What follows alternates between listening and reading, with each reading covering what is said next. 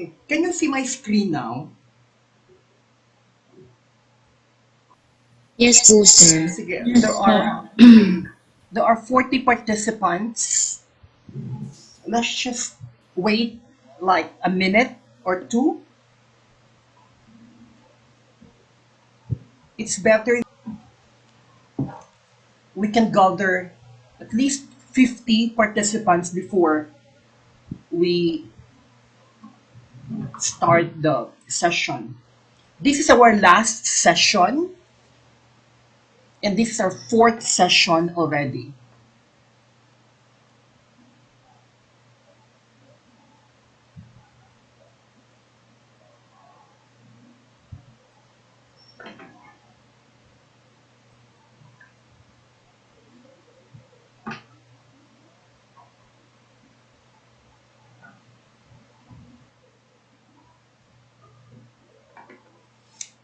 Okay, time check. It's 6:13 in the evening.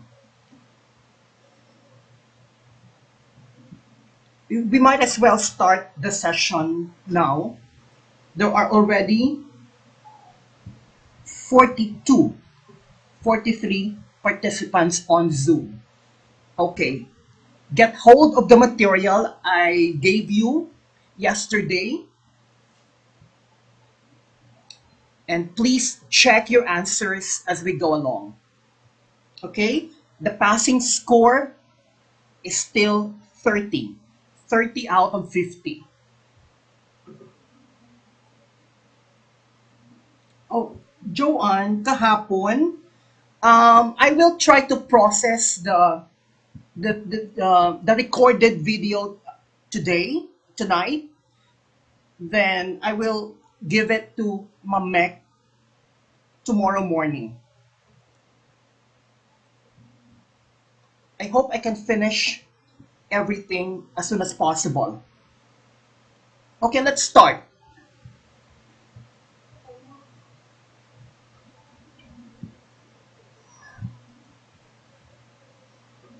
Okay, I'm Professor Paul Hiramio, a faculty member of the University of San Agustin, and I am your English major coach. Okay, let's go to question number 1.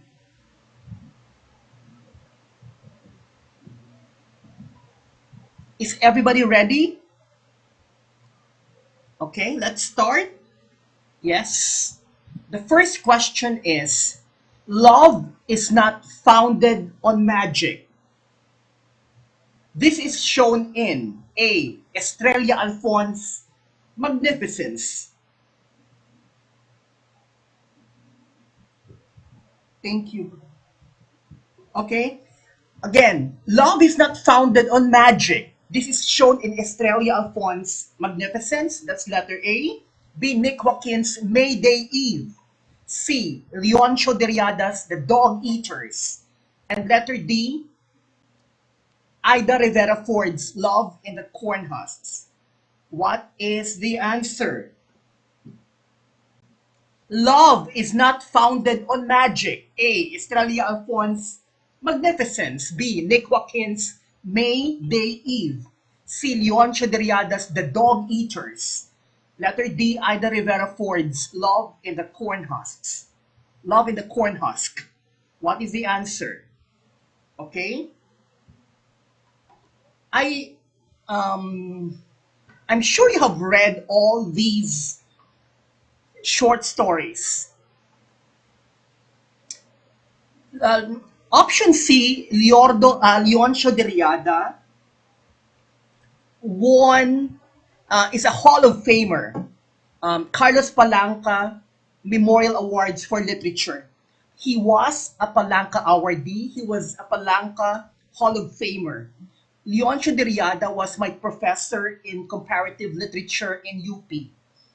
He was a strict professor.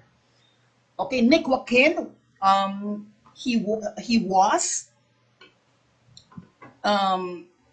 famous for his nickname Quijano de Manila, right? Nick Joaquin is our national artist for literature. Okay?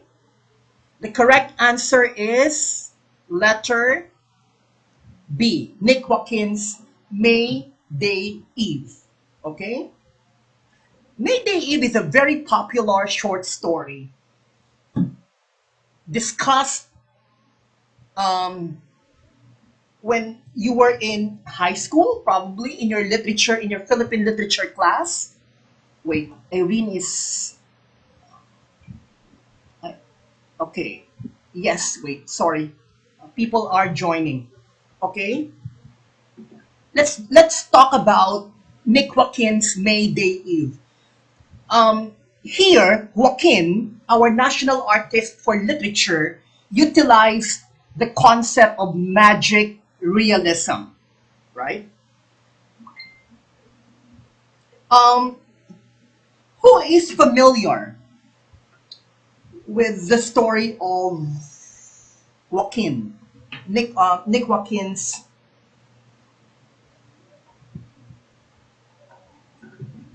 sorry, sorry, people are joining in. I have to admit them. Wait, okay? Okay, let's talk about Joaquin's May Day Eve. So if you want to see your future spouse, what will you do based on the story? Ano pong gagawin ninyo kung gusto mong makita ang mapapangasawa ninyo? According to the story of Nick Joaquin, entitled May Day Eve.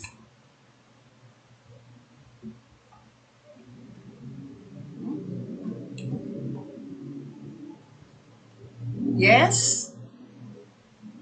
Answers, please. Anong gagawin if you want to see your future spouse? Okay? Josh said, stand before a mirror. Oh, okay.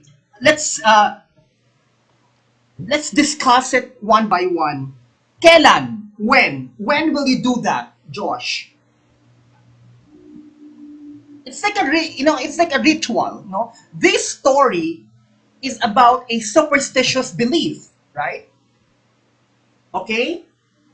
Midnight. Anong day? Yes, midnight. Anong day? Friday. Jonalyn said Friday. Okay? Eve of May.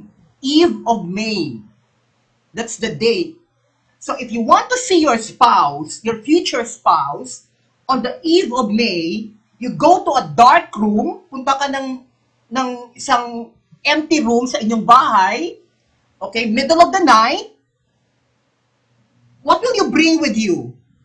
Okay? What will you bring with you? Papunta ng isang empty room. Jonalyn, ang mirror ay dapat nasa room na. Hindi mo, the mirror should already be there. Okay? Yes, you bring a candle, correct.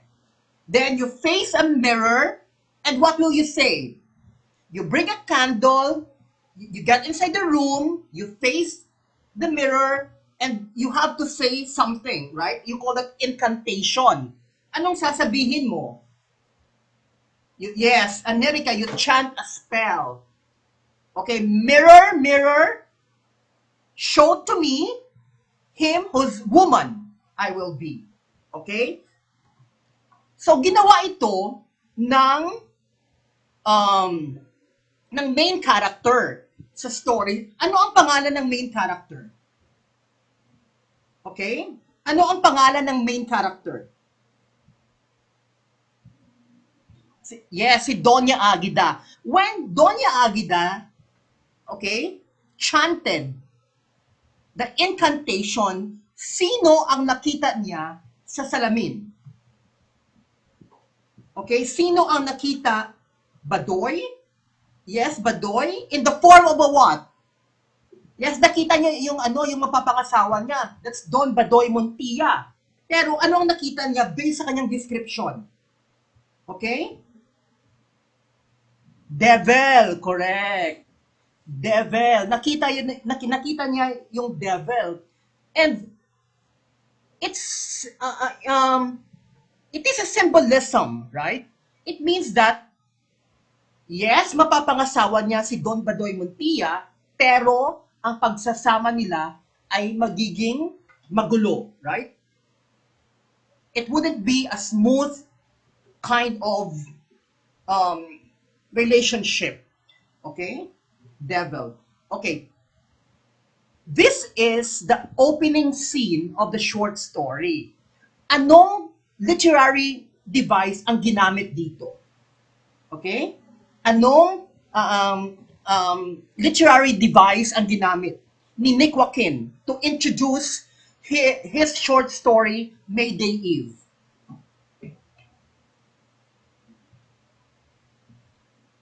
What literary device did Joaquin use to introduce his short story, Mayday Eve?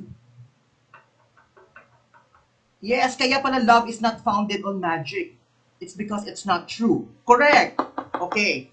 But my question now is, what literary device did Nick Joaquin use to introduce his short story, Mayday Eve? Irony? Hmm? Not irony, America? Not irony? It's flashback. The answer is flashback. Okay? Because I think Doña Aguida was telling this to her, I think, apo, to her granddaughter. I'm not sure if she was telling this to her daughter or to her granddaughter, but it's the literary device used is flashback. Okay? Yes, Joms, flashback. Okay, let's continue.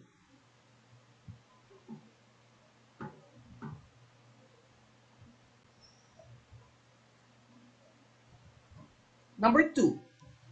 My, sorry, it's not my study. That's a typographical error. It's I. I studied. A, in. A, De La Salle University. B, the De La Salle University. C, both A and B. D, neither A nor B. Okay, what is the answer? Sorry, it's not my studied. It should be I studied. Okay? The point here is whether we have to use the before De La Salle University or not. Okay? This is the use and omission of the definite article the. Okay? But letter A, but walang the De La Salle University? But yung answer niyo puro letter A. So it's wrong to say I studied in the De La Salle University. I studied in the Ateneo de Manila University. Ano po yung reason why most of you rather, answered letter A without the? What is your basis?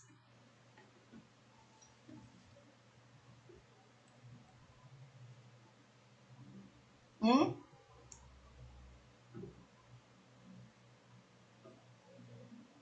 Kung specific, di po ba kung specific, dapat lagyan ng the because the is a definite article? Oh. If your reason is the school is specific, then all the more that you put the before the name of the school because the is the definite article. Depende po ata sa name ng school. Josh, hindi depende. There is a rule. Okay? Okay. Okay. Eto, I will give you another school. University of the Philippines. Okay? I will type University, sorry. I'm typing using my cell phone because I'm um wait, University of the Philippines. There. Pag UP, may da or walang da?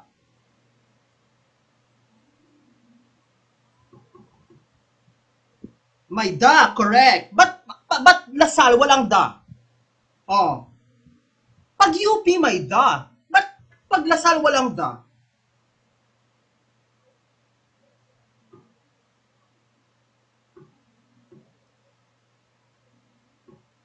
Okay.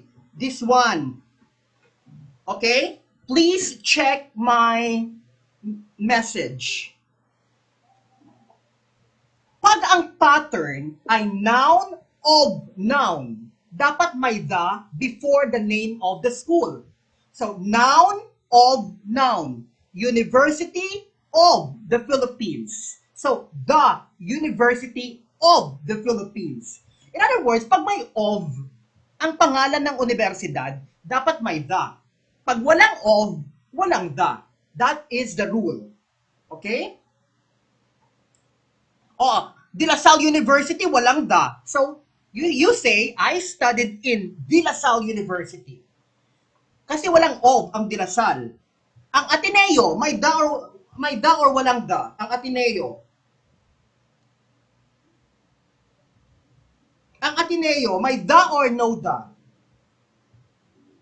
Is it Ateneo de Manila University or the Ateneo de Manila University? Wala. Because Ateneo de Manila University, walang of sa pangalan. Okay? Yes. That is the rule. Okay? That's why we always say the Republic of the Philippines because my of, right? The Republic of the Philippines. The Great Wall of China. Basta may of. Basta noun of noun, merong the Great Wall of China. The Bank of America. Okay, that is the rule. Number 3, sleeping in class. The teacher called out John. B, John was called out by the teacher. C, both A and B. D, neither A nor B. What is the answer? Josh said letter B, sleeping in class. John was called out by the teacher. Jonalyn said letter B, John was called out by the teacher. Konaifa said letter B, John was called out by the teacher. Michelle, also letter B. Now, question. Who is sleeping or who was sleeping in class? Was it the teacher or was it John? Oh, sagutin niyo ako. Who was sleeping? John. Therefore, it was John who was sleeping. Therefore, sleeping in class, John was called out by the teacher. Because if you put the teacher right after the phrase sleeping in class, then it means that it was the teacher who was sleeping, right? Okay, this is an example of what grammatical error, what grammatical mistake, what structural mistake is this? Okay? Anong mistake sa grammar ang number 3? Okay? Misplaced modifier, correct. This is misplaced modifier. Or pwede din dangling modifier. Ang dangling modifier ay is a kind of misplaced modifier. Okay?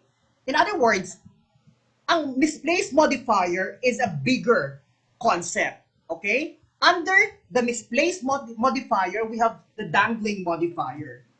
Okay?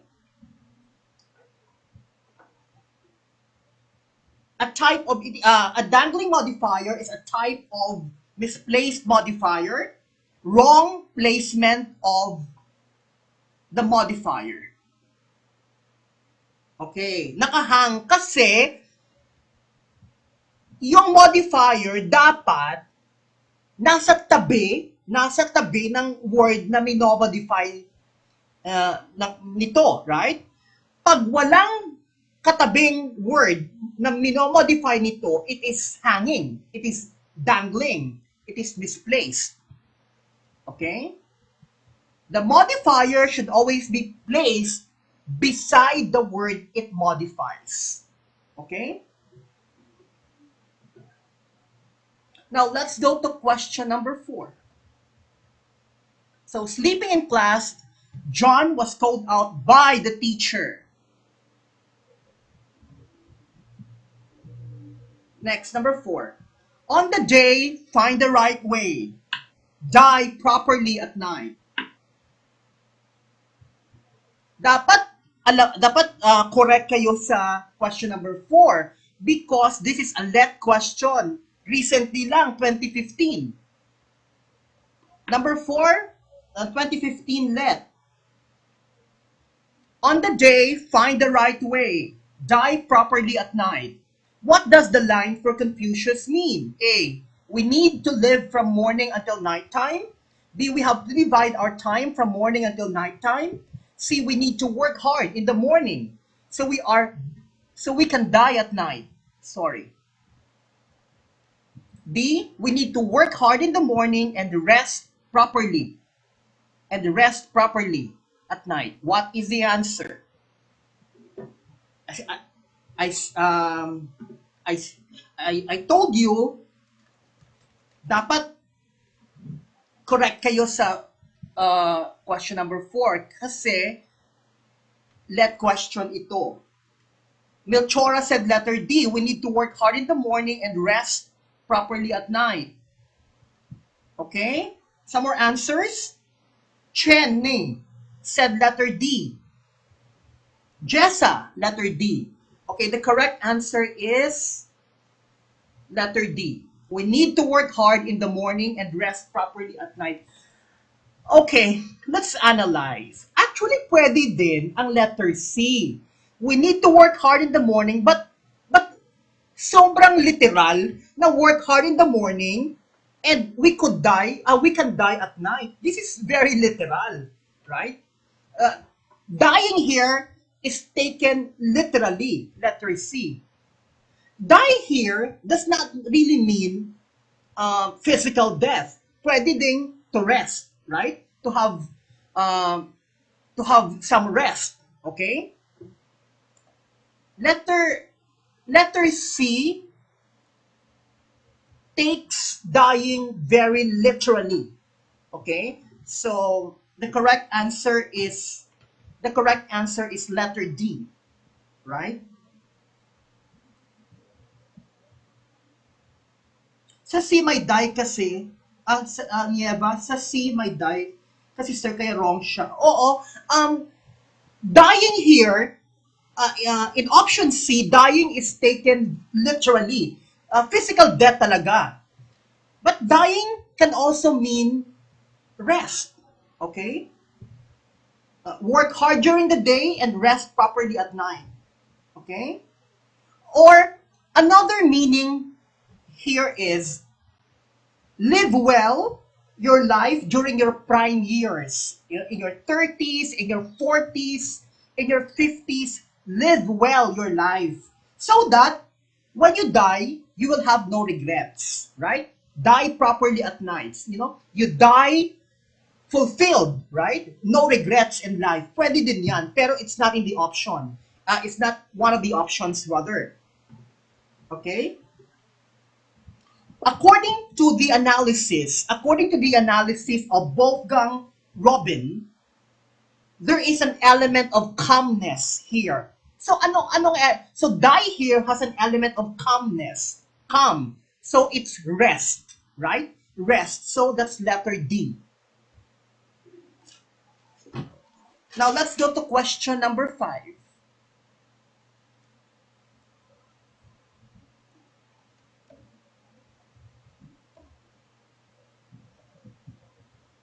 The SQ3R method suggests that you generate blank about the content of the reading. A. Conclusions. B. Generalizations. C.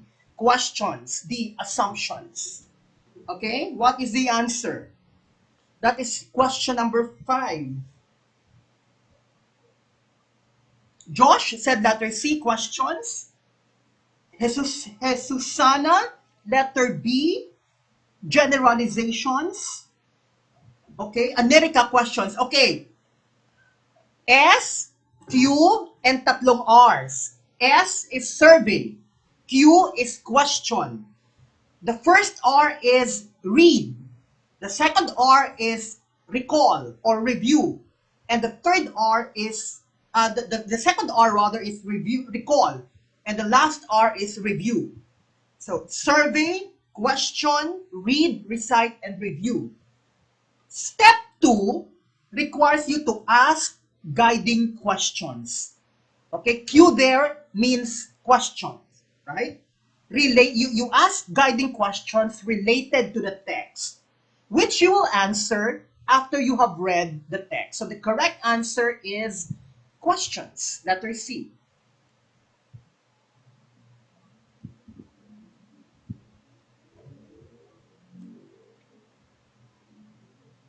Okay, S is survey, Q is question, R is read, second R is recall, and the third R is review. Question number 6. The blank of a text tells you the subject matter or content being discussed. Again, dapat correct kayo sa question number 6 kasi let question ito, 2015. A lot of questions in this session were taken from let 2015. Okay? The blank of a text tells you the subject matter or content being discussed. A, the field of a text. B, the tenor of the text. C, the mode of the text. C, all of these. D, E, none of these. What is your answer? Chenny said letter B, the tenor. Me said letter C, mode.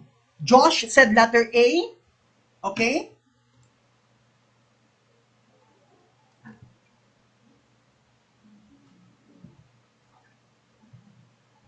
This is let 2015. The correct answer is field. Correct.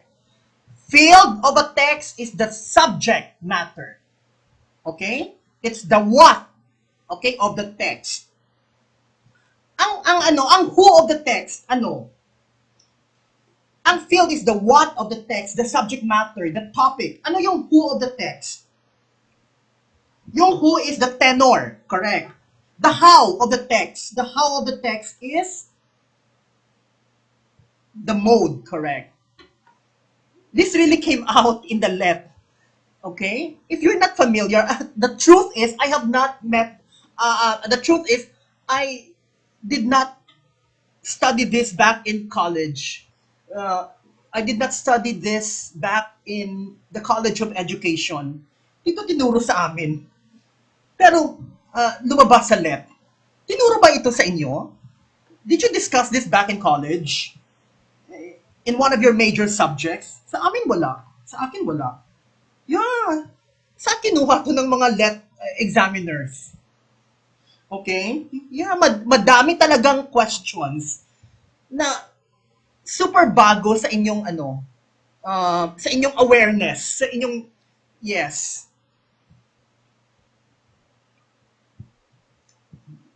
Okay? These are, these are the three variables. The three variables, anong subject ito? Functional linguistics. Three variables sa functional linguistics. Field, tenor, and mode. Ang field, yan yung subject matter, yung topic ng text. Right? Ang tenor, ang relationship between those involved in the communicative act. The relationship between the reader, the writer and the reader, the speaker and the audience. So the who of the text. And ang mode is the how of the text, right? How text is constructed. Is it written or spoken? Okay, question. Sinong idea ito? Okay? The three variables sa functional linguistics. Sinong idea ito? I'm sure this is not Chomsky's idea.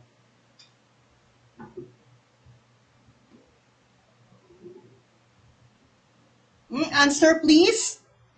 Who's responsible for this concept? Okay? Holiday, correct. Holiday. What year?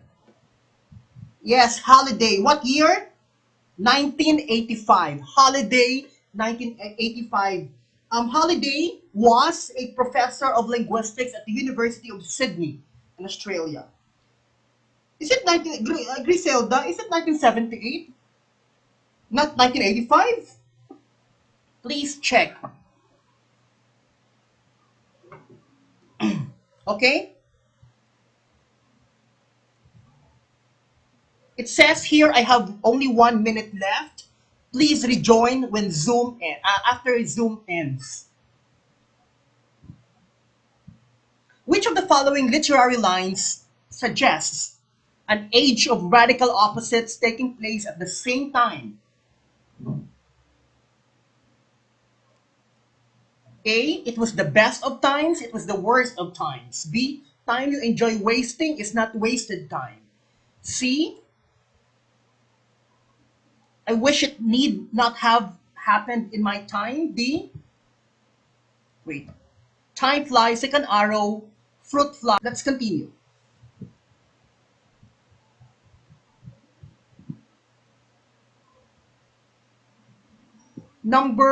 This is number what?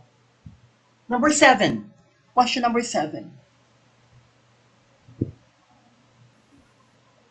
Which of the following literary lines suggests an age of radical opposites taking place at the same time? A, it was the best of times, it was the worst of times. B, time you enjoy wasting is not wasted time. C, I wish it need to have happened. It need not have happened in my time. D, time flies like an arrow, fruit flies like a banana. Okay, what is your answer? Let me check the chat box. Rochelle said letter A. Susa, letter A. Griselda, letter A. Okay? The correct answer is letter. Wait, let me mute people.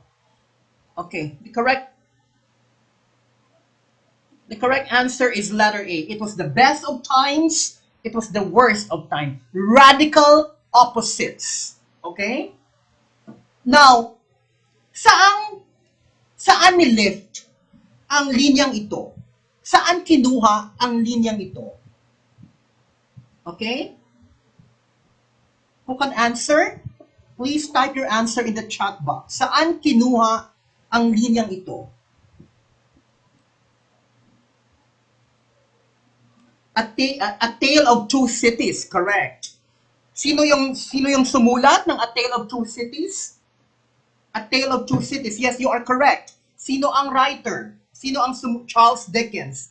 My question is, ano ang dalawang cities sa A Tale of Two Cities?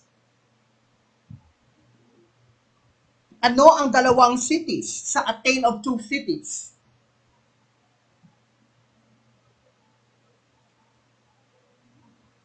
Answer, please. Charles Dickens wrote this novel, A Tale of Two Cities. But my question is, what are the two cities mentioned here? Griselda, France is not a city, it is a country. I'm asking about two cities, London and Paris. Correct, it's London and Paris. Now let's go to question number 8. Which paragraph type explains and analyzes? A, narrative. B, descriptive. C, persuasive. D, expository. What is the answer? Which paragraph type explains and analyzes? A, narrative. B, descriptive. C, persuasive. D, expository. Okay, the correct answer is expository, letter D. Okay, expository paragraph.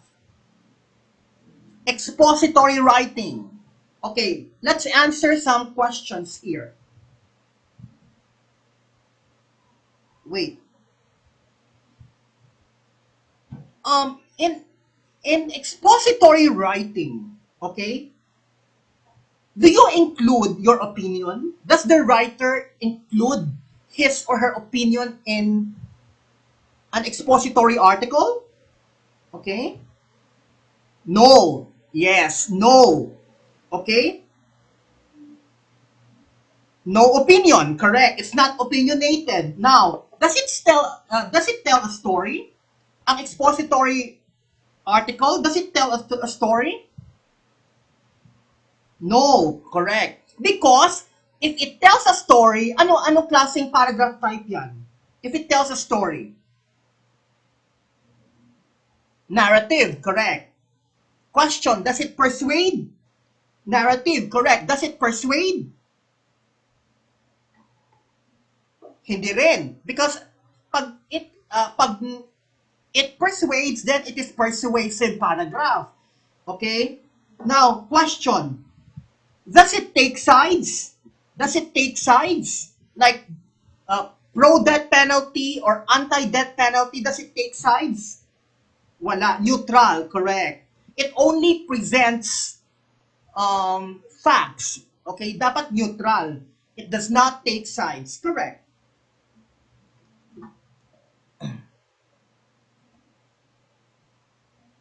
Jennifer wants to enter. Okay. Next question. Ron and John are talking. In the transactional model of communication, what role does Ron play? Okay, they are having a conversation, no? Ron and John. So in the transactional model of communication, what role does John play? A, sender only. B, receiver only. C, both sender and receiver. D, neither sender nor receiver. What is the answer? They're talking. Okay, Jessa said letter C, both sender and receiver. Michelle said letter C. Jessa Rose Peralta, letter C. Yes, that is the correct answer. Kasi they're talking eh. Okay, when Ron speaks, John listens. When John speaks, Ron listens, right? It's transactional, right? So when Ron speaks, he is the speaker and John is the listener. Now, when John speaks, John is the speaker, Ron becomes the listener, right? So both sender and receiver, transactional model of communication. Now, I have some questions here. Okay, in the transactional model, okay, is it one way or is communication one way or two way? Transactional model, is it one way or two way? Two way. Anong model ang one way? Anong communication model ang one way? Yes, two way. Anong communication model ang one way? Yes, America, two way. Jessa, two way. My question is, anong model ang one way? Listener? Linear, correct. Linear model. One way kasi in the linear model walang feedback. Okay? Minessage mo, binasa niya lang ang message mo, pero hindi ka nireplyan. In other words, scene zone. Right? Scene zone ka. So, ang scene zone is linear. Hindi ka nireplyan, walang feedback. Right? Pero pag nag-reply sa'yo, then it becomes transactional. Right? Scene mode. Correct, Jonalyn. Okay, now question. What is the shape? What is the shape of, or what is the pattern or shape of the transactional model? Ano ang shape? When you draw, okay, the transactional model of communication, ano ang shape? Okay, cyclical, circular. Kasi the speaker becomes the listener and the listener becomes the speaker. Correct, circular or cyclical. How many people are involved in the transactional model? Ilang tao ang involved sa transactional model?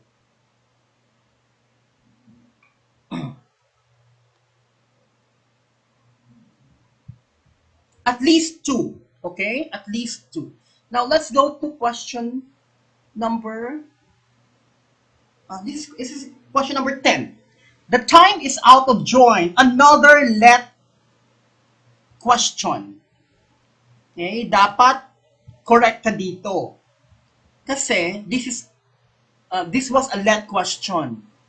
The time is out of joint. O cursed spite that ever I was born to set it right. Okay, again. The time is out of joint. O cursed spite that ever I was born to set it right. The line is uttered by Hamlet after being visited by his father's ghost and learning that his uncle Claudius murdered his father. When the time is out of joint, it means that A, things are in disarray, B, there is no more time left, C, you have wasted so much time, D, life is both sad and fun. What is the answer? When the time is out of joint, it means that, Richelle said letter A, things are in disarray. Richelle said letter A, Josh said letter A, Conaifa said letter A. Okay, Conaifa, Jesusana letter B. The correct answer is letter A. Things are in disarray. Okay?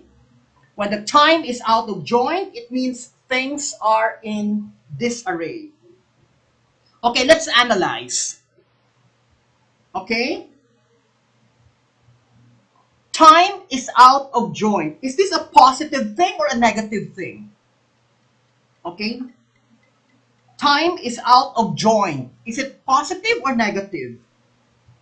Okay? Does it give you good feelings or bad feelings?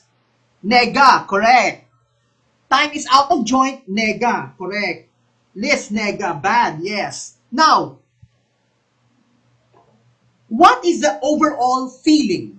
Okay, what is the overall feeling? Okay, in the situation here. Ano ang overall feeling dito? Okay? Remember, sinabi ito ni Hamlet pagkatapos nag-appear sa kanya ang ghost ng kanyang ama, telling him na pinatay siya ng kanyang kapatid, right? So ano ang overall feeling dito? Confusion, correct. Confusion. Confused. Okay? So, when you say the time is out of joint, it means everything is not in order. Okay? Nagkandaletse-letse na ang lahat, right? Imagine the ghost of his father appearing before him and telling him that he had been murdered by his brother, right? Confused. Lack of sequence, correct. Chop suey, confused. Next. Number 11. I am going to the salon to A, cut my hair. B, have my hair cut. C, both A and B. D, neither A nor B. What is your answer? Okay, the correct answer is letter B. Correct. Okay? This is, okay, anong structure ito sa grammar? Okay, what grammatical structure is at play here? Okay? Letter B is the correct answer, but my question is, anong structure sa grammar ito? Okay? Answers, please.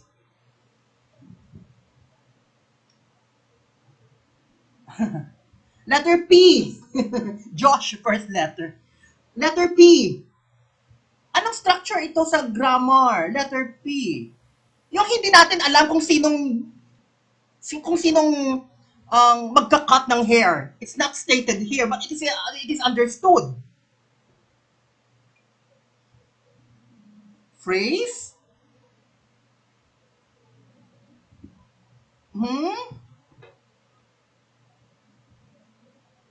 This is passive.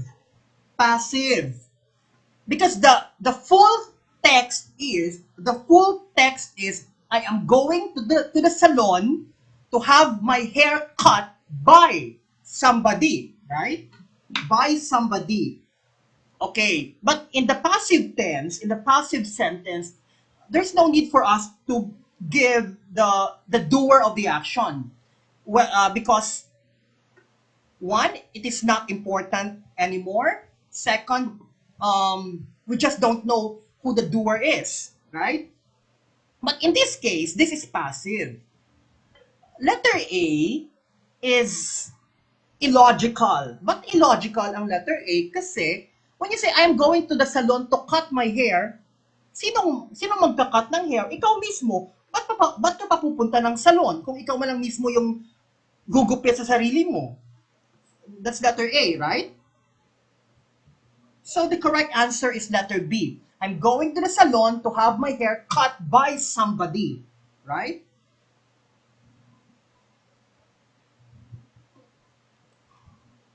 Next. 12. Probably the most important function of an abstract. This is research abstract. Is to help a reader, A, understand your research, B, replicate your research, C, decide if he or she is interested in reading your entire research, D, critique your research without bias. What is the answer? Without bias, yes. Research abstract. Okay, the correct answer is letter C. Decide if he or she is interested in reading your entire research. Okay? After reading your abstract, I will decide if it's worth my time. Kasi people are busy, people are busy people. They have no time to read everything sa thesis mo. So, just by looking at your abstract, they would know if if your abstract, if your thesis rather, if your research output deserves their time, right? Let's answer some questions about research abstract. How many pages dapat ang research abstract? How many pages? Isa lang, right? Isa lang. Just one page. Do you indent? May indention ba sa research abstract? Do you observe indention? Wala. No indention. Okay. When do you write your abstract? Kailan mo susulatin yung abstract mo?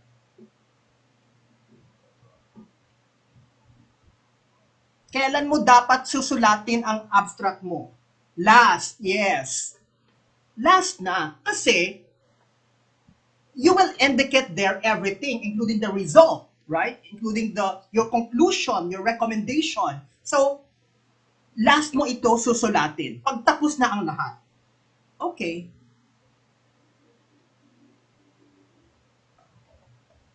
Number 13.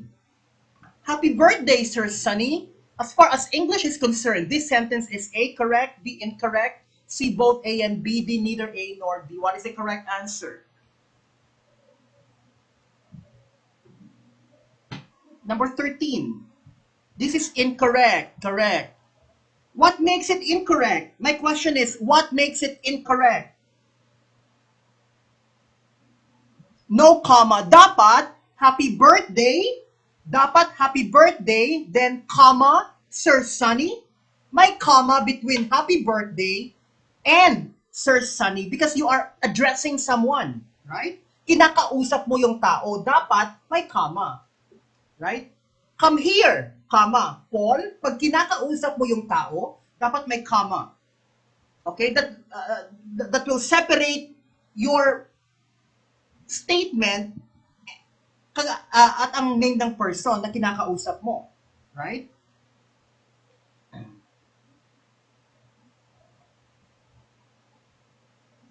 Now, next question is a let question. I hope correct ang answer ninyo. It is the learner's current version of the language she is learning? A, interlanguage. B, bridge language. C, second language. D, lingua franca. Okay? What is the answer?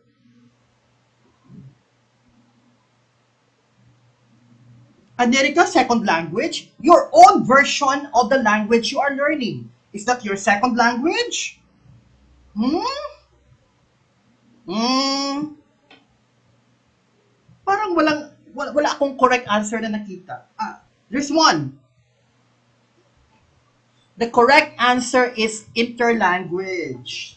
The correct answer is letter A, interlanguage, right? Okay, this is a very complicated concept. Let me explain this in the simplest of terms. Okay. Okay, for example, Josh.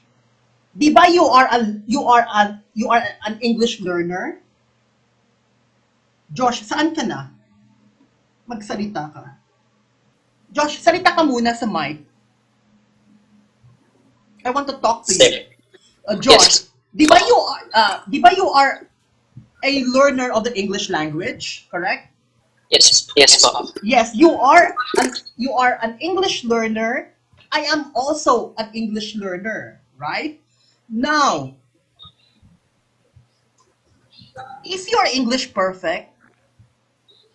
No po. Yes, your English is not perfect. My English is not perfect either, right? Kasi we are not native speakers, correct, Josh? Yes po. But Correct. we are striving to, you know, for near native proficiency, right? We are striving to be perfect sa English natin. That's why we are learning all the time, correct, Josh? Correct po. Okay. Kung ano man yung English mo ngayon, kung ano man ang English ko ngayon, na hindi perfect, maraming mistakes, we make mistakes because we are not native speakers, kung ano man ang version ng English natin ngayon, we call that interlanguage. Okay? That is the concept of interlanguage. The English that you have now, my English that I have now is interlanguage. It's not perfect English, pero it has a semblance of the English language. Okay na yun. Okay, that's interlanguage. Thank you, Josh. Now, let's discuss more. Okay po. Okay. Kung ano man ang English nyo ngayon, whether tama yan or mali yan, that is your interlanguage. Okay? Ayon sa interlanguage hypothesis, wait, sino yung main person dito? Who is the main proponent of the interlanguage hypothesis? Can you tell me the answer, the name of the person who is considered to be the main proponent of the interlanguage hypothesis?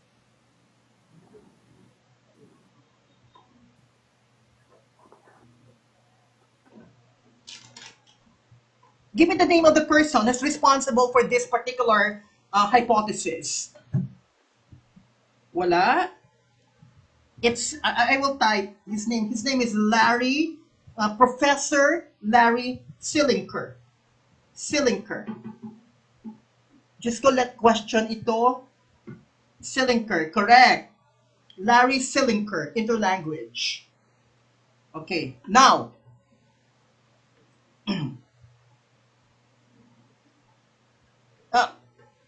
okay, we are all learning English and we have errors, okay? That cannot be avoided. Now, sa interlanguage hypothesis ni Sillinker, sagabal ba ang errors? Does this hypothesis view errors negatively? Sagabal ba? Okay? Ang error? Negative ba ang pagtingin sa error sa interlanguage hypothesis ni Sillinker? No, correct. Hindi. Hindi sagabal ang error. In fact, ang error ay ebidensya, na we are striving to be perfect sa English. Right? Evidence na trying tayo, right? Na may effort tayo. Okay? So errors are not viewed negatively. Okay, now, ang English ninyo ngayon, okay, ang English ninyo ngayon, yung interlanguage ninyo, is it L1? L1 ba yan? Do you consider that your L1? Hindi. Not L1. Not L1 because it's not Filipino, right?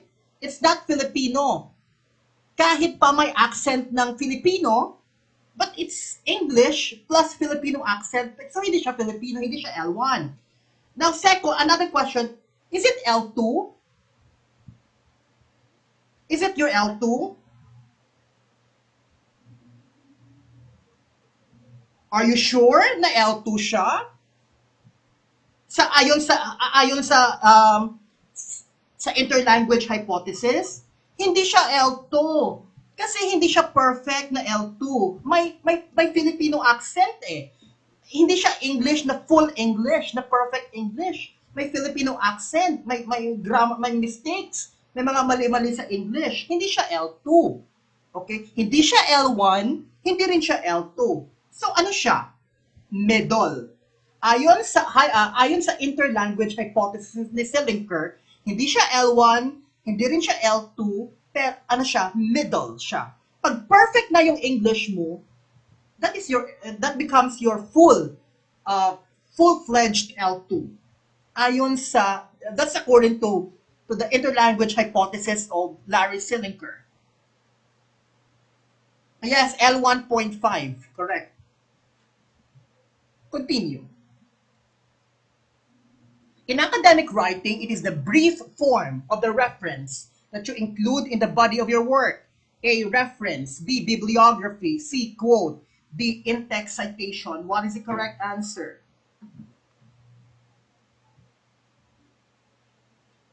Okay, correct answer is in-text citation.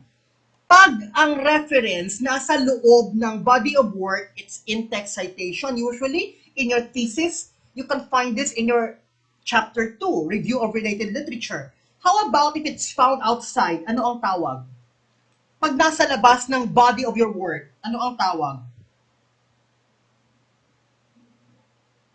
Especially sa dulo. Reference? Reference or bibliography. Pwede din. Okay?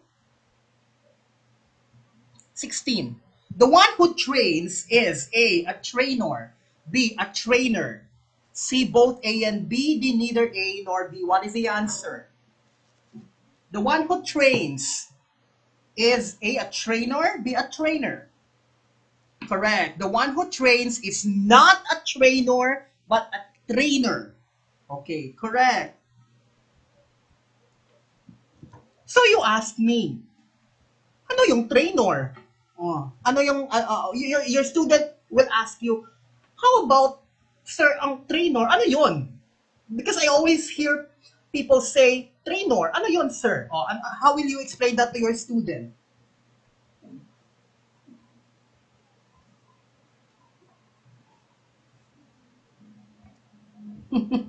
Joanna?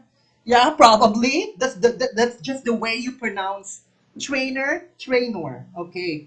According to one professor of English,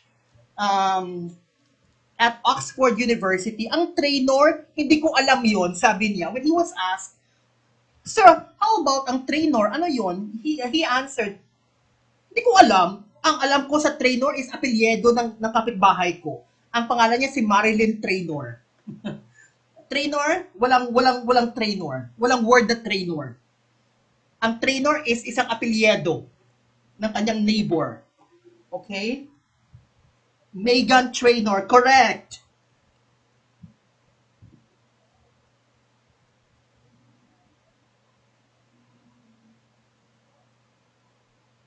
Sorry. Matagal na palang naka-waiting sa Zoom, outside Zoom yung iba. Sorry, wait, mute Paul.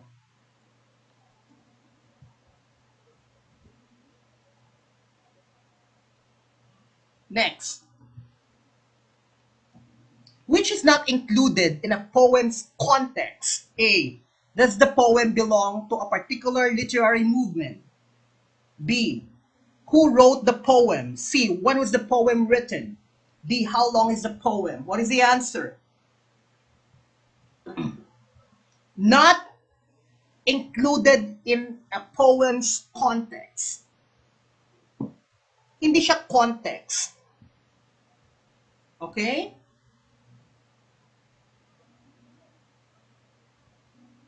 Okay, the correct answer is letter D. How long is the poem? When you say context, wait. When you say context, it's the story behind, right? The circumstances behind, the reason behind context. Okay? So, the writer, the time, the historical period, context yun. But how long is the poem? Hindi naman yan story behind. It's not context, it's form. So the correct answer is letter D. By the way, a lot of English teachers pronounce this poem. Ganon din ba sa inyo? You pronounce this poem?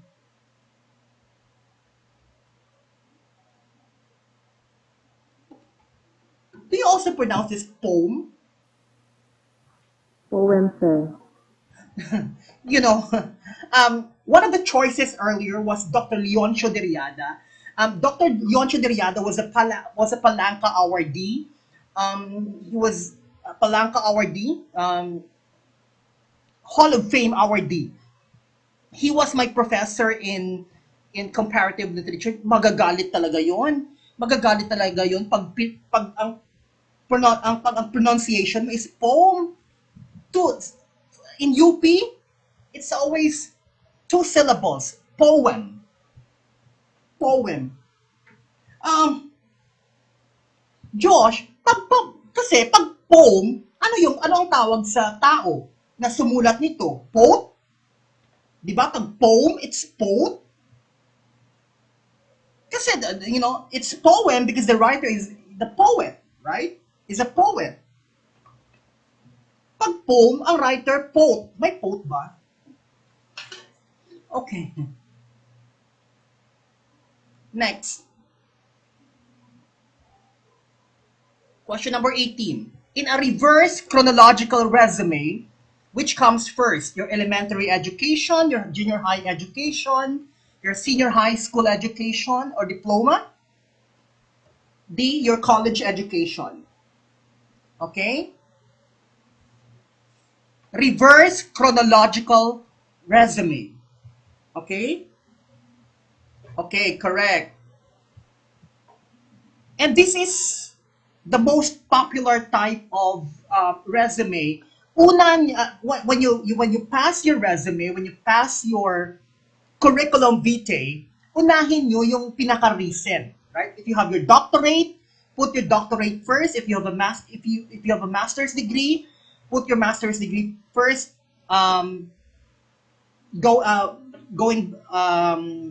Then college, then high school, so on and so forth, right?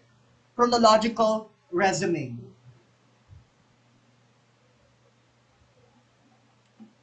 Put first your most recent information, your most recent education, your most recent skills, achievements, and employment.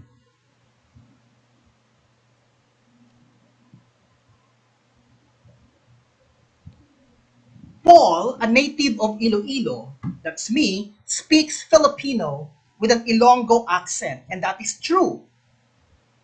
What is at play here? A, linguistic phenomenon. B, linguistic relativity. C, linguistic corruption. D, linguistic interference. What is the correct answer? Okay, correct. Letter D, linguistic interference. Your first language interferes, okay, sa iyong second language. Okay? Be it through the vocabulary, through the accent, or any other aspects of language. Wait.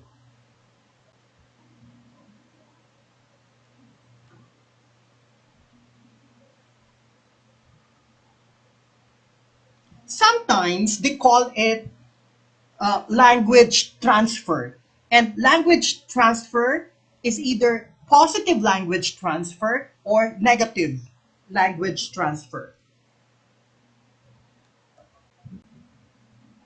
Number 20.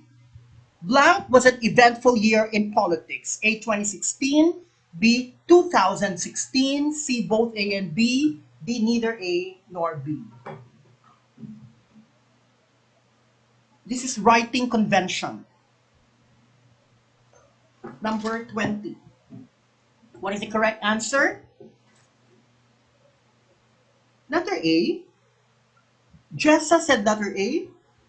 Bailin, letter B. Okay, the correct answer is letter... sorry. No, the correct answer is letter B, not letter D. It's my mistake. The correct answer is letter B, not letter D. This is an error. Okay, the correct answer is letter B. Why? What is the rule? The rule is do not start your informal English, do not start your sentence with a number or a numeral. You have to spell it out. Again, you have to spell it out. If it's in the middle, it's okay, no problem. But do not start your sentence with a number. I mean, numeral. Okay? Spell it out.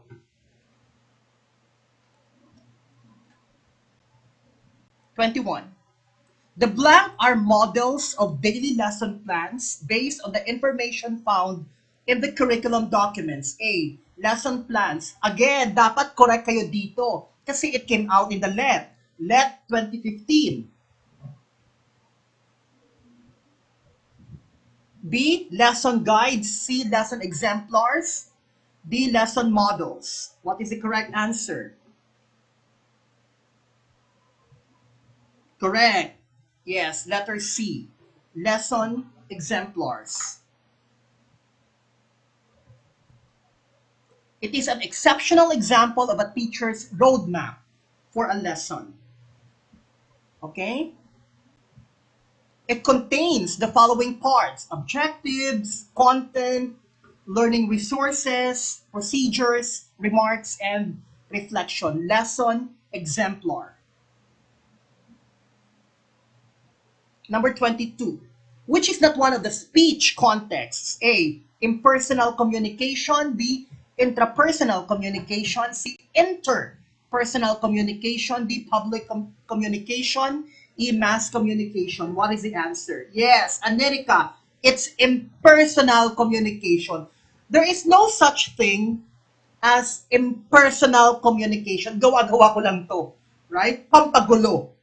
Okay? It's intrapersonal. Okay?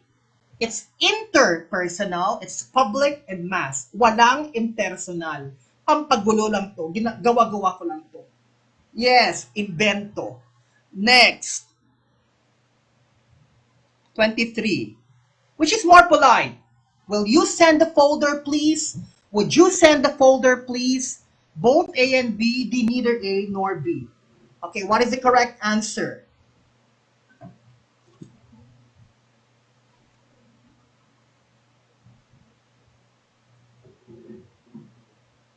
Okay? Which is more polite? Actually, grammatically speaking, linguistically speaking, both are correct. Okay? When you say, will you send the folder, please? Would you send the folder, please? They are all correct. Linguistically speaking, grammatically speaking, they're correct. The question is, alin dito ang mas polite? Okay? Correct answer is letter B, would you send me the folder, please?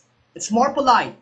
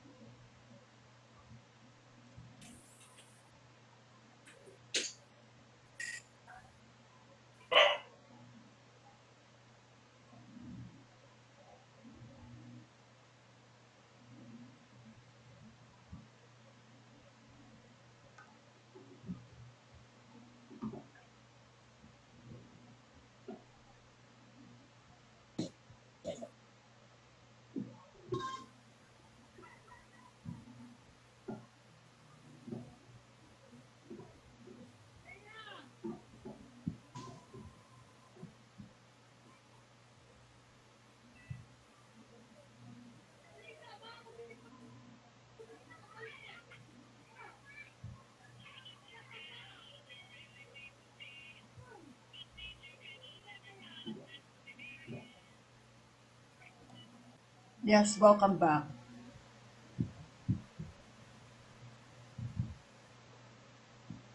Okay, let's continue. Can you hear me? Yes. Okay, let's continue. As I was telling you earlier, grammatically speaking, walang problema. Both are correct. Only that we are looking for the structure that is more polite, and that is letter B. Would you send the folder, please? Would is more polite. But if you want to sound casual, no feeling at all, then will you send me the folder is all right. No problem.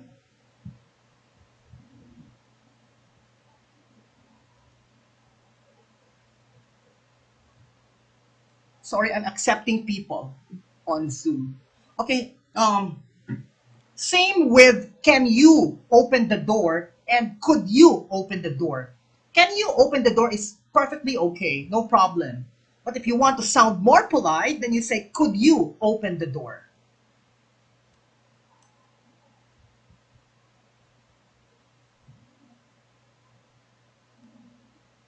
Next, question number 24. Critical thinking concerns A, determining the cause of our beliefs, B, pinpointing the psychological basis of our beliefs, C, determining the quality of our beliefs, D, sorry, assessing the practical impact of our beliefs. What is the answer? Critical thinking concerns.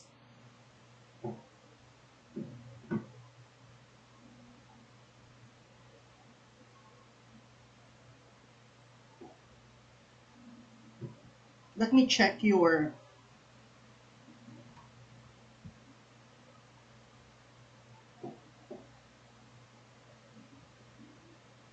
Wait, please. I'm checking the chat box. Okay, the correct answer is letter C, determining the quality of our beliefs. You know, critical thinking is not a right away thing. You know, it needs deep analysis, quality thinking, so that you can produce quality output or quality results. So the correct answer is determining the quality of our beliefs. Really, naka-bold. Naka-bold na ba yung ano? Sorry.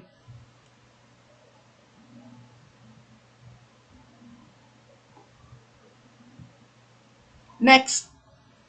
What is critical thinking? Critical thinking is the intellectually disciplined process of actively and skillfully conceptualizing,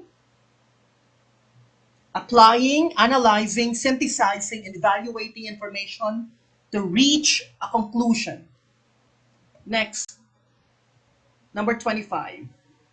A bound morpheme, A, can stand alone as a word. B, cannot stand alone as a word. C, both A and B. D, neither A nor B. What is your answer? Okay, me said letter B, cannot stand alone. Josh said letter B, cannot stand alone. Helen Grace said letter B, cannot stand alone. Yes, that is the correct answer. Cannot stand alone. Bound morpheme. Okay, let's discuss. Um, what is the opposite? What is the opposite of a bound morpheme?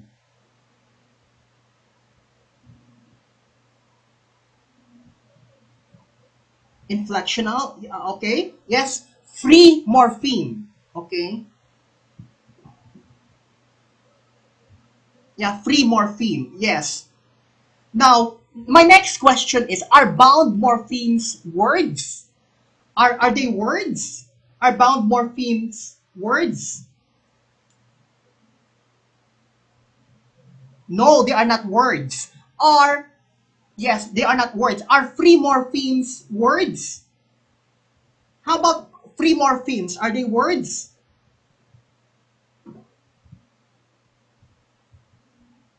Yes. Now, how can we make the question is how can we make a bound morpheme a word? ano yung gagawin natin para maging word ang isang bound morpheme?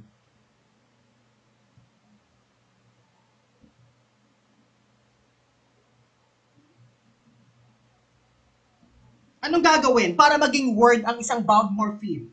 Yes, you attached it to another morpheme. Okay? Use affixes, prefixes, suffixes. Okay?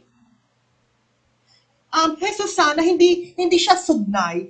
When you say sugnay na di sugnay is clause. Jesus sana, ang sugnay ay clause. Ang sugnay na di makapag-iisa ay subordinate clause. Okay? Hindi siya, a morpheme is different. Okay. The truth is, as an English teacher is well qualified to become a Filipino teacher kasi yung lesson sa Filipino, translation lang yan ng lesson sa English. Okay? Next. The word, the structure ang on, free or bound, morpheme. Ang on, free or bound morpheme. Free, correct. Ang dis, D-I-S. Ang dis, free or bound? Free, correct. Ang nes, N-E-S-S. N-E-S-S, nes. Free or bound? Bound, correct. Because nes does not mean anything unless you attach it sa another morpheme, like friendliness, right? Freshness. Okay. Next.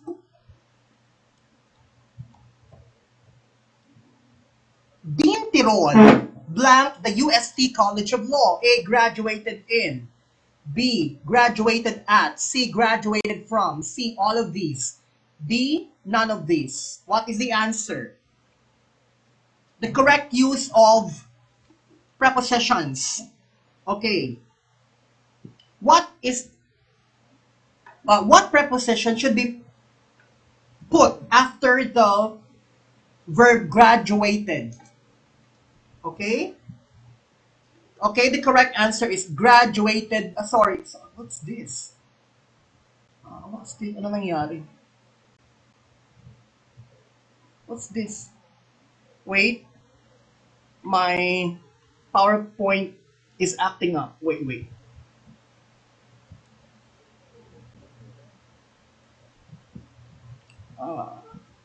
Let me fix my PowerPoint first. It's acting up.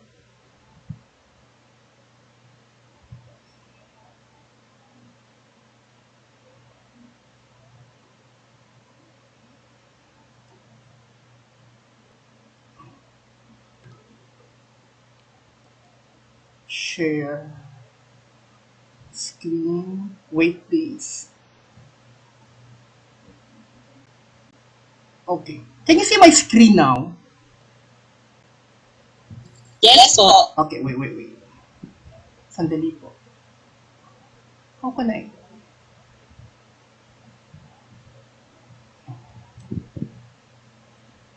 Full screen na ba? Okay. So it's graduated from. Okay, not graduated in.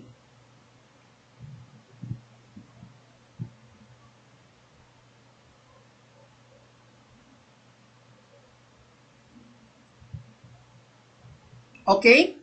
It's finished in, graduated from, graduate of.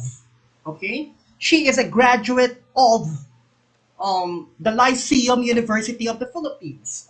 She's a graduate of the University of Bohol, for example. Okay? But graduated from. Next, number 27. A farce is A, a serious play, B, a humorous play, C, a religious play, D, a more moralistic play. What is the answer? Correct. Humorous play. Okay. Is it a comedy or a tragedy? Let's answer some questions about farce. Is it a comedy or a tragedy? Comedy, correct. What is the purpose? What is the purpose of a farce? To what? To?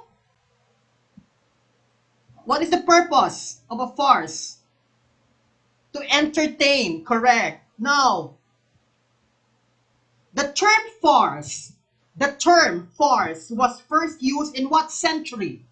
The term farce was first used in what century?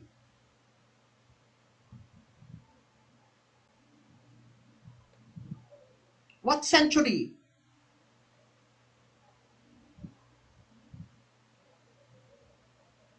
Please write your answer in the chat box.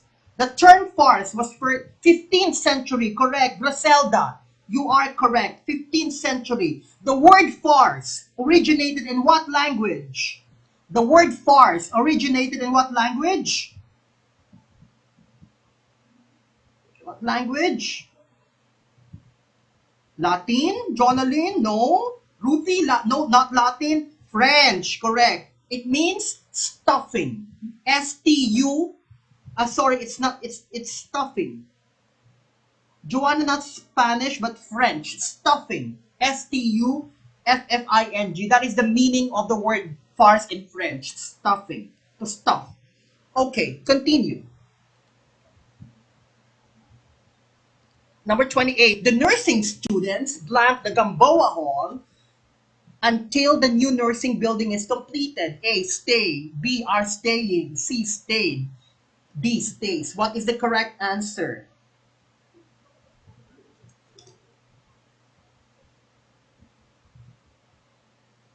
Okay. Joanna said letter C, stayed. Susa said are staying. Okay. Okay, let's analyze. Is this permanent or temporary? Is this permanent or temporary? Temporary, because it is temporary, then the answer is are staying. Are staying. Pag permanent, then stay. Right? Pag permanent, stay. Pag temporary, are staying. It means now. Huh?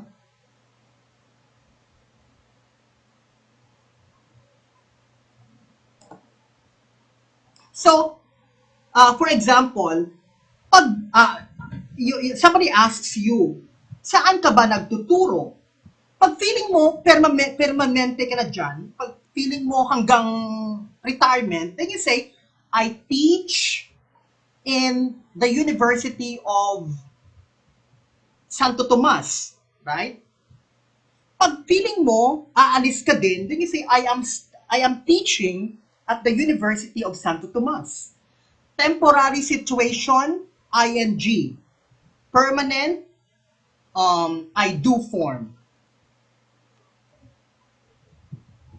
Question number 29. Dean Torres is blank right now. He was found unconscious last night. A, in hospital. B, in the hospital. C, both A and B. D, neither A nor B. Okay. Okay, now let's answer this question. Okay. Nasa ospital siya. Okay. Ano ang rason? What is the reason why he's there? Okay. What is the reason why Dean Torres is there? Yes, pasyente, nagkasakit. And, okay, now, another question. Ang hospital ay para sa ano? Ano ang purpose ng isang ospital? Okay, ano ang purpose ng isang ospital? Okay, to cure the sick, right? And to cure the sick. And Dean Torres is sick, right? Therefore, the rule, okay? Please listen to the rule. Pag andyan ka sa isang lugar, okay, for the main reason, nga, bakit nag-i-exist ang isang lugar, know that. Okay? You go to hospital as a patient, but you go to the hospital to visit your friend. Why the? Because your reason is visit your friend. Hindi naman to get cured, right? Gets nyo? Okay? When you visit a place, and ang reason, when you go to a place, or pag andyan ka sa place, na ang reason is, ang main purpose ng place, know that.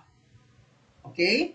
But if you visit a place for other reason, other than the main purpose of the place, then you put the. Okay? So in this case, Dean Torres is there as a patient. And that's the main, that is the main reason why hospitals exist, right? To cure the sick. Therefore, know the. Okay, another example. She went to church. She went to church to pray. Know the, because you're there. You're there to pray, and that's the main purpose why churches exist, right? But you went to that church to meet your boyfriend. That is other reason. So you went to the church. You put the. Kasi ibang rason na yun. Okay? Not to pray, but to meet your boyfriend sa church. So you put the. 30. A person who takes part in a dialogue or conversation. A. Communicator. B. Messenger. C. Conversationalist. D. Interlocutor. What is the answer? A person who takes part in a dialogue or conversation. A. Communicator. B. Messenger. C. Conversationalist. D. Interlocutor. Correct. Letter D. Interlocutor. Yes, letter D is the correct answer. Number 31. The documents that you have passed, i.e., transcript of records and diploma, will be forwarded to your class advisor. I.e. means A, for example, B, in other words, C, such as, D, so that. What is the answer? What does I.e. mean?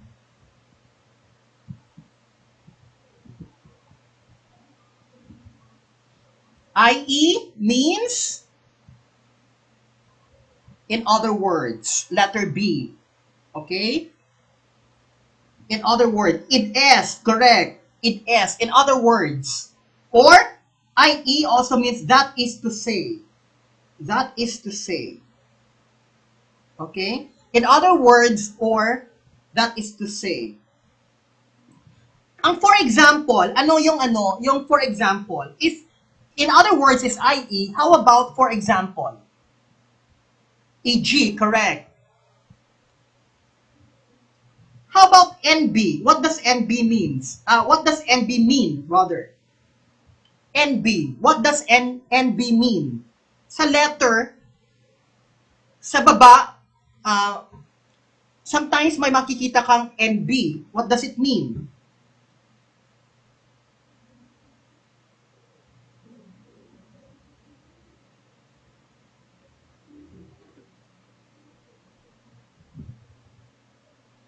NB means nota bene or take note.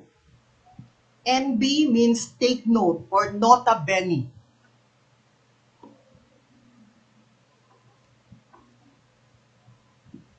(32) If something is blank, you can decide that it has a particular meaning and understand and explain it in this way. A. Intelligible. B. Comprehensible. C. Audible. D. Interpretable. What is the correct answer? This is also a LET question, LET 2015. Okay, what is the correct answer? America, interpretable. Rochelle, letter D. Okay. Yes, the correct answer is, of course, letter D. Interpretable.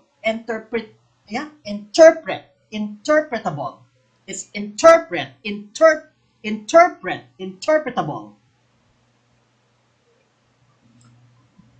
Okay, wait.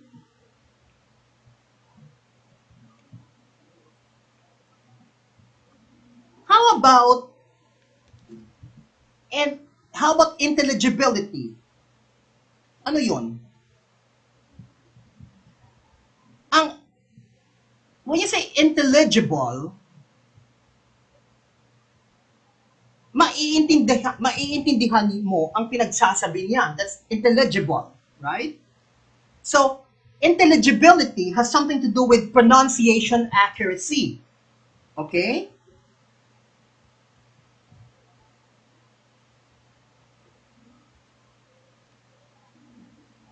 Intelligibility is a technical term for understandability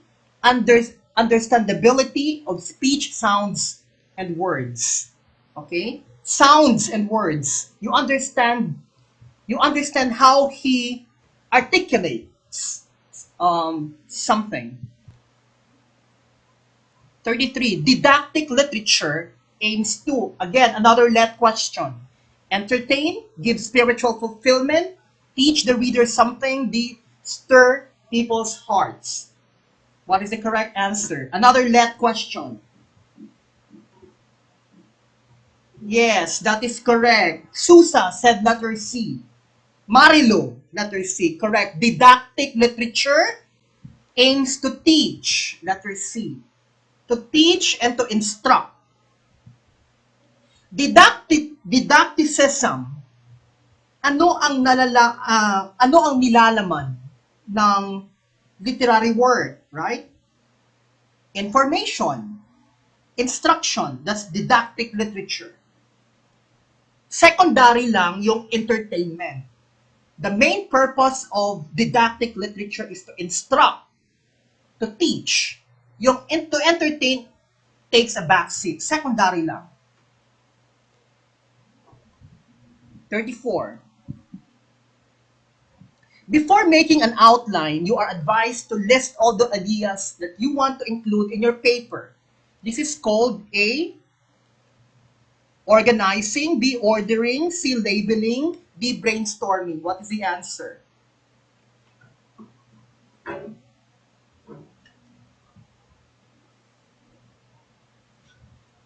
Before making an outline, you are advised to list all the ideas that you want to include in your paper. This is called what? A, organizing, B, ordering, C, labeling, D, brainstorming. Okay, the correct answer is brainstorming. Correct, letter D. Rochelle, not organizing, it's brainstorming. Letter D. Sa brainstorming, ano ang generate? What do you generate when you do the brainstorming? Ideas, correct. Para alam mo kung ano ang ilalagay mo sa iyong outline. Right? You generate ideas so that you will know what to include in your outline. Okay? An outline is a tool to what? Okay, saan ginagamit ang outline? It is a tool to what? To organize your ideas. Okay? To organize your ideas. And there are two, in outlining, there are two ways on how to organize your ideas. What are the two ways? One is hierarchical. Kung ano yung mas mataas na idea, then followed by sub-ideas. Or pwede din logical ang arrangement ng ideas. So in outlining, you arrange your ideas in two ways, either hierarchical and logical or logical. Next question.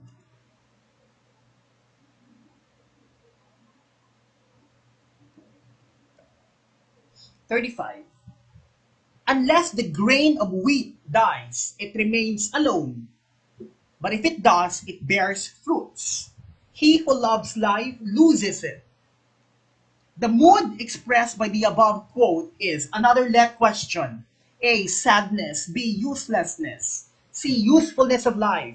D, sinfulness. What is the correct answer? Again, this is a let question. America said usefulness of life. Jesusana, letter C. Jonalyn, letter C. Josh, letter C. Marilu, letter C. Okay, the correct answer is letter C. Usefulness. Okay, it says here, it bears fruits. So, usefulness of life. Your clue here is the phrase, it bears fruits. Now, wait, saan kinuha ang linyang ito? Sa anong literature? Saan kinuha? Just make a guess. Saan kinuha ang linyang ito? This is a lifted line from where? Saan? Just make correct sa Bible. This is biblical literature. This is biblical literature sa Bible. Correct. 36. It entails training students, usually in a higher education setting, to use language appropriately for study. A. General English. B. English for academic purposes. C. Technical English. D. English as a second language. What is the correct answer?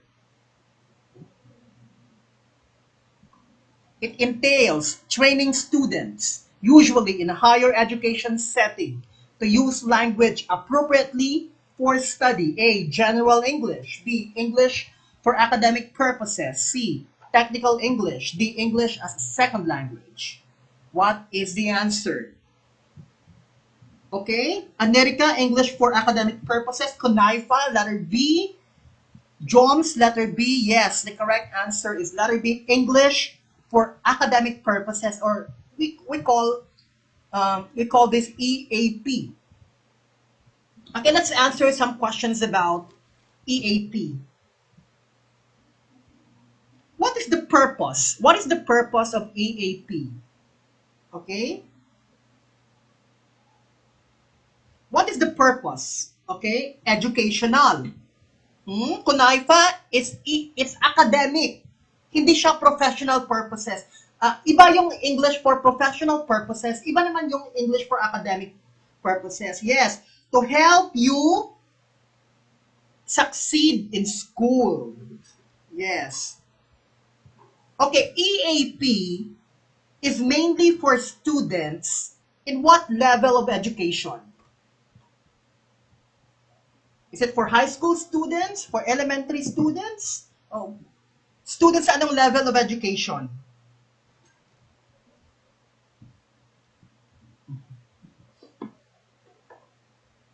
Really? Senior high school? You know, I teach, I handle this subject now.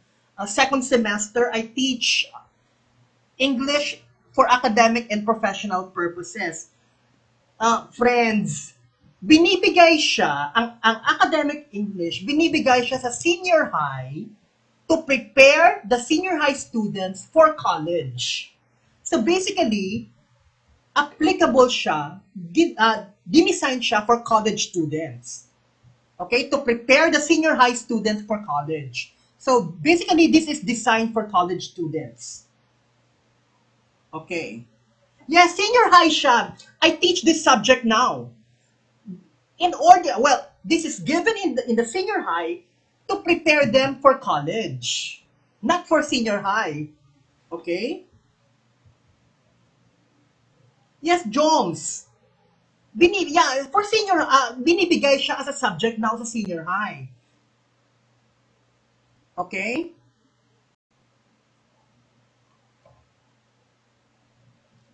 Question number 37. A plane flying overhead and interfering with your conversation is an example of A. Physical noise. B. Physiological noise. C. Psychological noise. D. Emotional noise. Okay?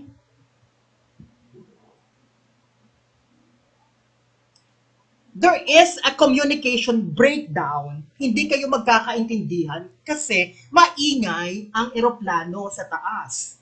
What kind of noise is that? Is it physical noise? Is it physiological noise, psychological noise, emotional noise? The correct answer is physical noise. Okay.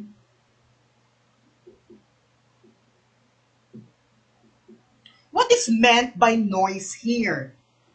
What is the other name? What is the other term for noise? In communication studies, what is the other term for noise? It starts with letter B. Barrier, correct.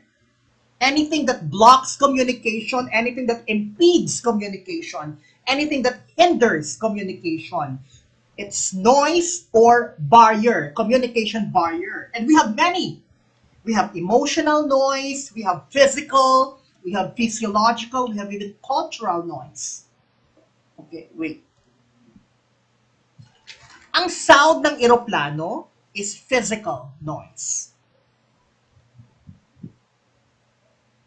38. Open the door. A, isn't it? B, can you? C, do you? D, will you? This is a tag question. Okay? This is a tag question. Open the door. A, isn't it? B, can you? C, do you? D, will you? Okay, Ruela said letter B, can you? Jom said A, isn't it? Really, Joms? Joms, are you sure? Isn't it? Okay. Here. The structure of the tag question is that a positive statement takes a negative tag question, and a negative statement takes a positive tag question. Positive, negative, negative, positive. For example, it's raining. Positive. Isn't it? Negative. It's not raining. Negative. Is it? Positive. That is the formula. That is the pattern. Okay?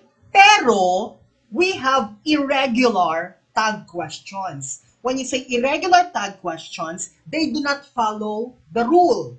Right? They do not follow the positive, negative, negative, positive rule, right? One example of an irregular tag question is this: open the door. The correct answer is will you.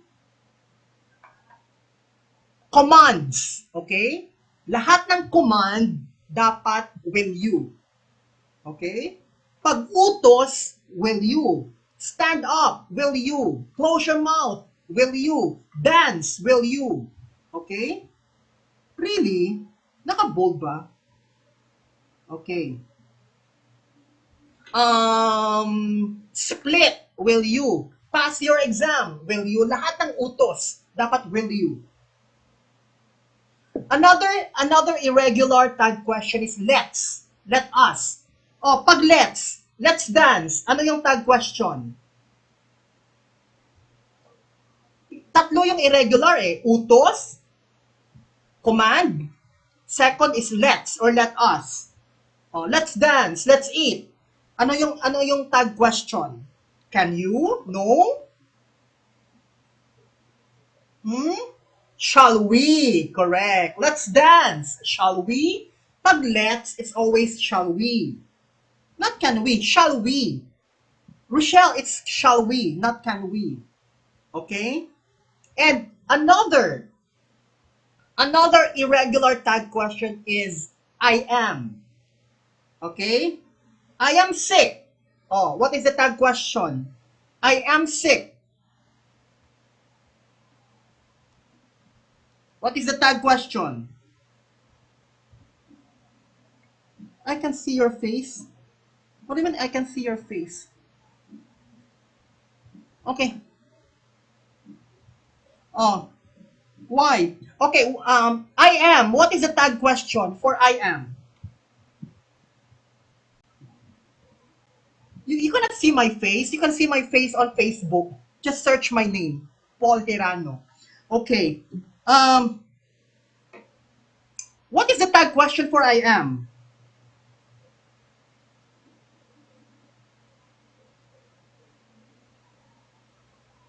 Okay. Really? I don't know. Maybe my camera is acting up. Okay. I will fix it when Zoom ends. Okay?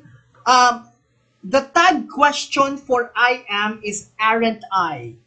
I am sick, aren't I? I am late, aren't I?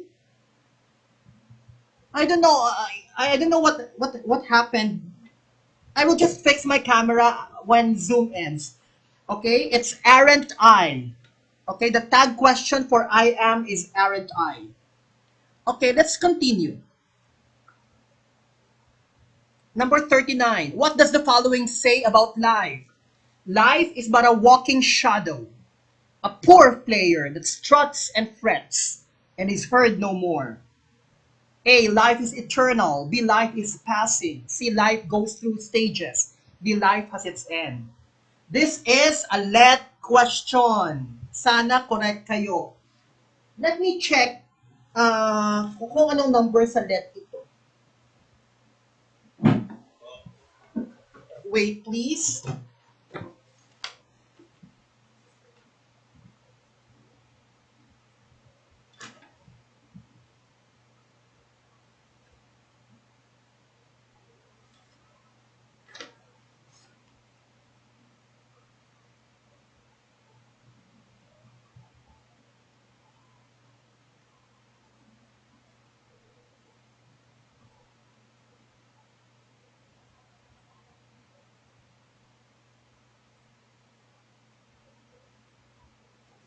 Okay, I cannot find my reference, but this is a let question.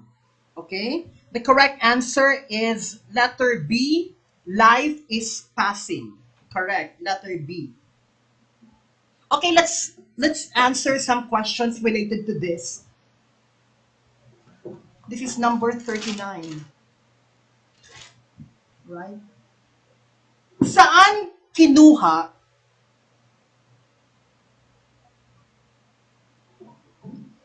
sa CBRC, life is has its end? Um, Life has its end, but shadow. When you say shadow, shadow is passing. You see the shadow, then suddenly um, it disappears. So the shadow itself means that life is passing. Never. Uh, ang sagot ko is letter B. Life is passing. Sa CBRC, sabi ni Nieva, life has its end. Okay? Okay, let's analyze. Saan kinuha ang linyang ito? Anong drama?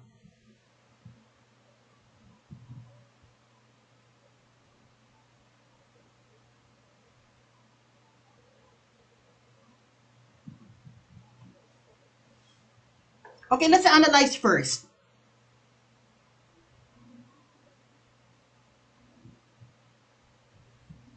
Oh, wait. Let's analyze first, okay? Saan kinuha ang linyang ito?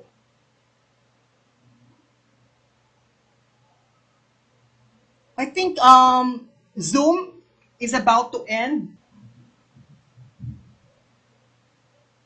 Okay, can you hear me? Hello, can you hear me? Yes, sir. Okay. Yes, Yes, sir. po, sir. Okay. Okay, let's analyze. Kasi sabi nila sa CBRC, life has its end.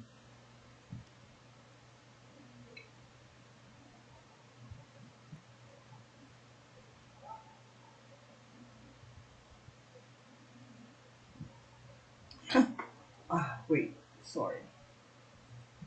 My answer is letter B. Life is passing. I believe this is the correct answer. But if you think about it, letter D is also correct. Okay, now we have to choose. Um, I'm giving you my, I'm giving you my reason, right, for choosing letter B. I have yet to listen to the reason of CBRC why their answer is letter D. But sino ang sino ang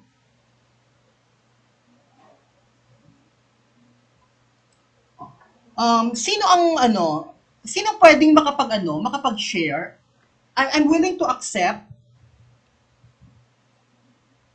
Sino makapag-share ng ng explanation for letter B, because letter D is also correct. It's just a matter of choosing the best answer.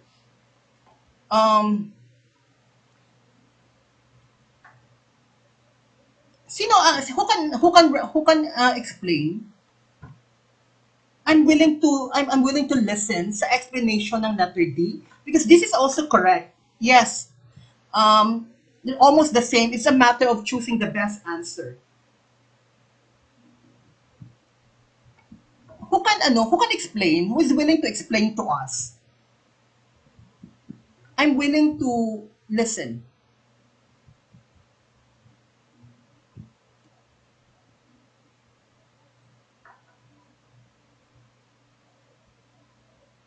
Are you still there?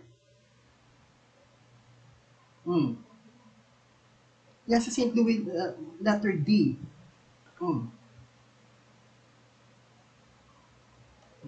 Feeling ko, pag passing po parang may pupunta. When you say passing, ano siya? Fleeting. When you say fleeting, it appears and suddenly it disappears. That is what is meant when you say life is passing. It says here, life is but a walking shadow, a poor player that struts and frets and then disappears. Okay?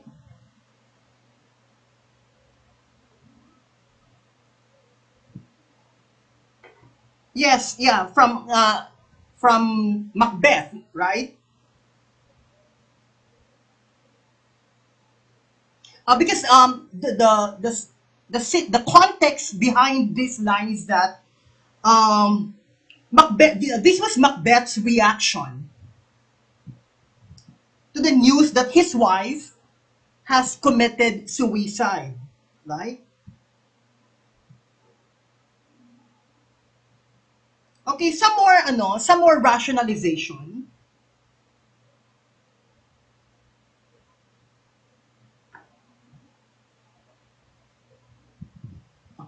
Okay, since this is a very contentious item, okay, I will leave this to you. I believe B is correct, and I also think D is also correct. It's just a matter of choosing the best answer. To solve this, I will leave this to you. I have been giving this for years, and it has been consistent. My answer is letter B. But thank you for pointing this out. Thank you for pointing this out. I will think about this more deeply. I will ask some professor friends. Yes, Vivo, to pass time in free. Yes. Okay, let's resolve this. I will leave this to your best judgment. Okay. I will give this to your best judgment. Okay? Okay. Again, I will leave this to your best judgment. Okay. Whether it's B or D. Okay? Because when you say struts and frets, it means, and is heard no more, it really means passing eh. Um, nag-appear, nag-appear, nawala, that's passing, right? But life has its letter D is also, if you think about it deeply, letter D is also correct. Yes. Let's not get stuck here. Let's move. let's move to the next number. I will give this to your better judgment. Okay? Sige.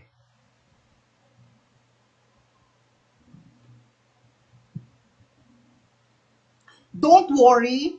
I will ask professor friends.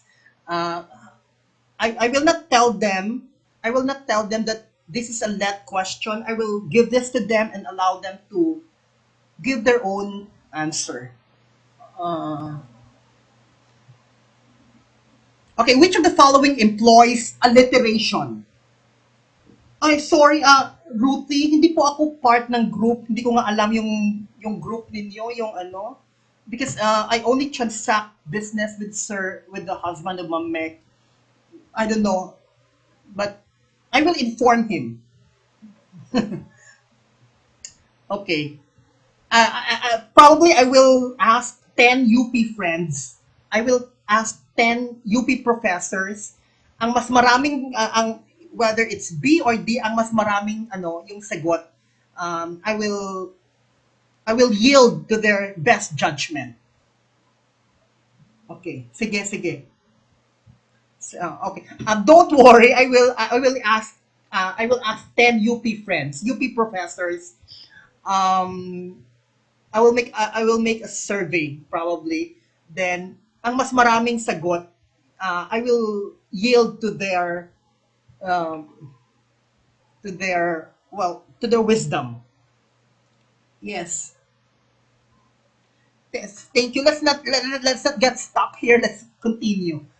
Uh, Ganyan talaga. It happens. Now, which of the following employs alliteration? A. The light of the fire is a sigh. B. Hear the mellow wedding bells. C. Claps his hands and stamps his feet. D. Flowers from the forest far. What is the answer? Alliteration. Wait po. America, thank you. Okay. Okay. Um, Alin po dito ang alliteration? Ang alliteration po is the repetition of the initial consonant sounds. Okay? Okay, the correct answer is F, F, F. Okay? Flowers from the forest far. Ang A, B, and C, anong literary device ang ginamit? Isang literary device ang yung ginamit sa A, B, and C. Ano po? Sa choices A, B, and C, isang literary device lang po yung ginamit. Ano?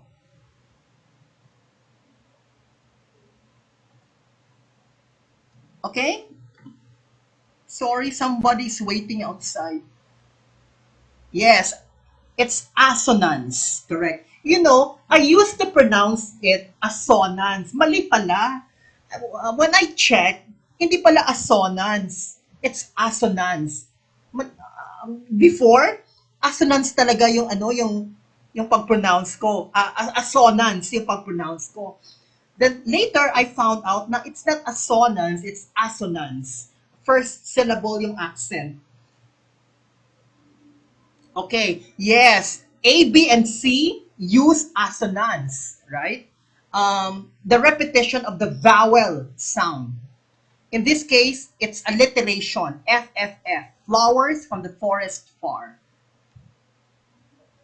Next, question number 41. A cliffhanger is a plot device in which a component of a story ends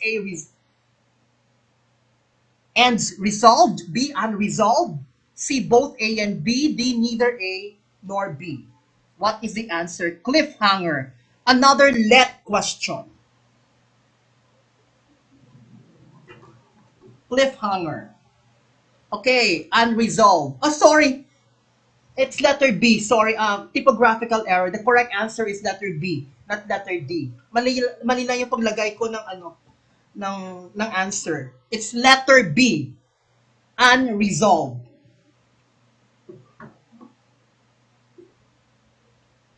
Okay, let's answer some questions related to this cliffhanger. So what is the effect?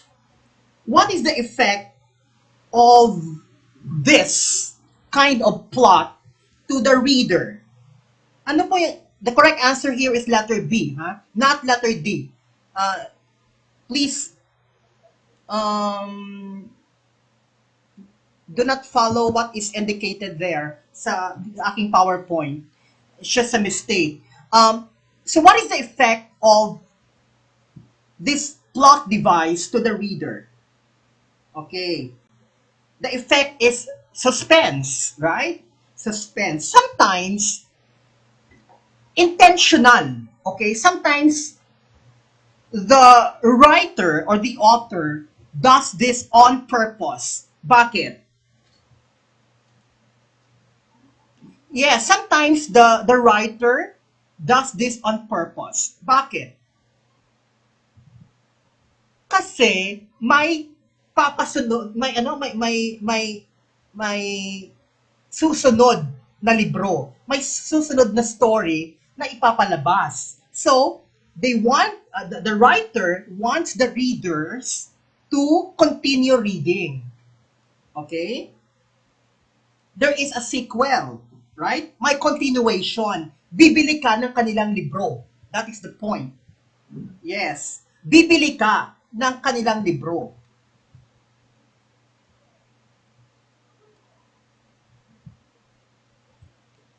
The main question here sa mind ng reader is what will happen next? Kasi hindi na resolve ang yung sitwasyon, yung problema. 42.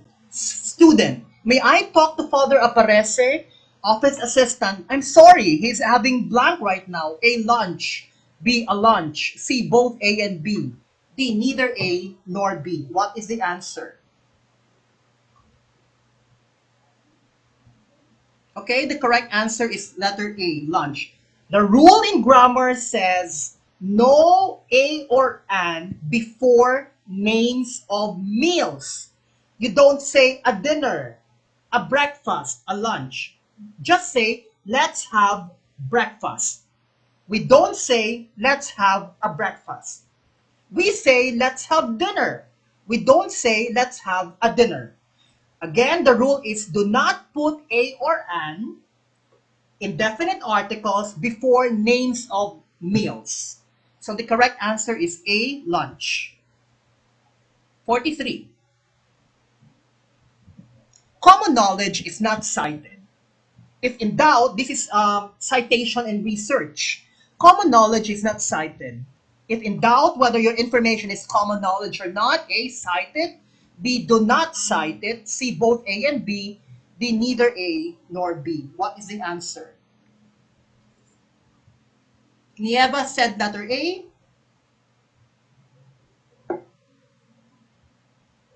Okay? Yes, the correct answer is cited. Okay?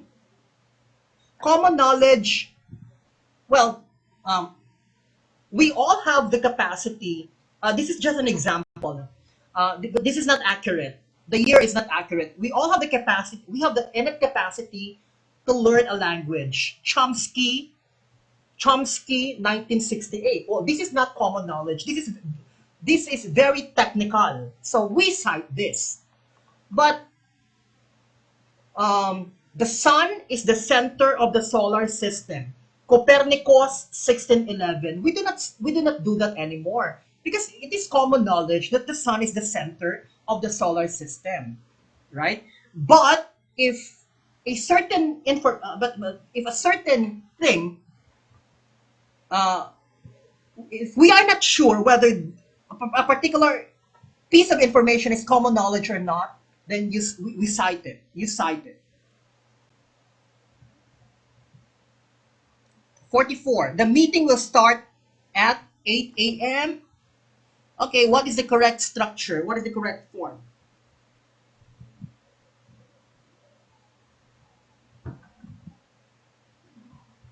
Correct. This one, letter B. It's letter B.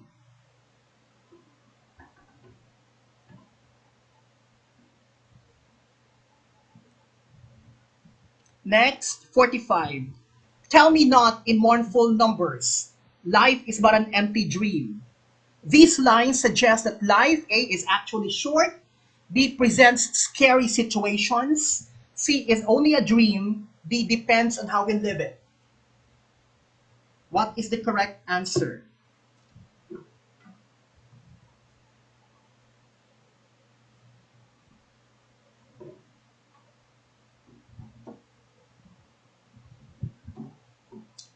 What is the answer? Letter B, according to Jesusana, presents scary situations. No, the technical, Jesse, the technical form is a small letter A, period, small letter M, period. Why letter D?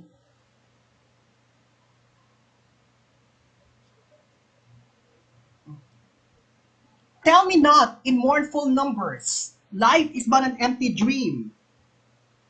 Some more answers, please.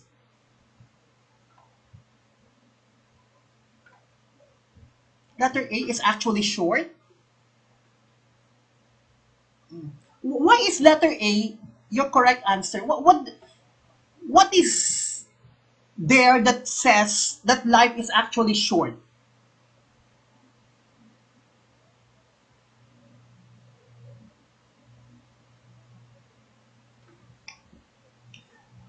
Me, America, if your answer is letter C, is only a dream, that's not literary anymore.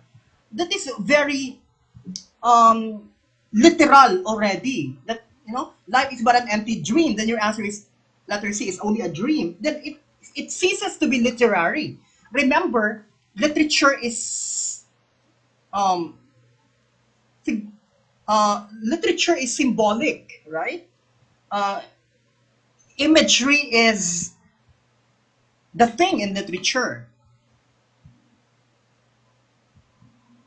Hmm? More number short. Okay, this is the analysis, and I'm sure of this because this is the analysis, and I'm sure of this. This is how this is how one expert from the University of Southern California explains this. Why number? Number here does not mean that life is short. Okay, let's wait.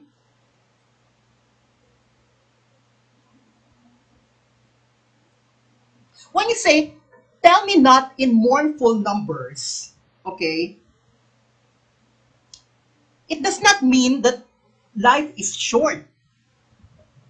Okay? What does it mean? Tell me not in mournful numbers.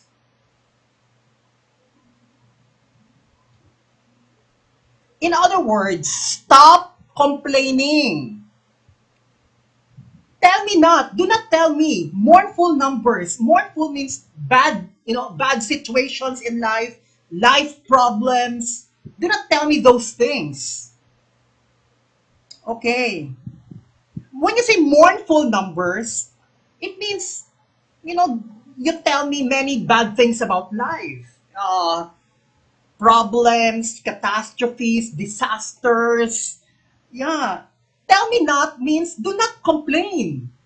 Okay? Do not complain. Okay? So the correct answer is letter B. These lines suggest that life presents scary situations. Yes. Letter B is the correct answer. Stop complaining. Life is but an empty dream. When you say life is but an empty dream, life is something of a worthless imagined fantasy.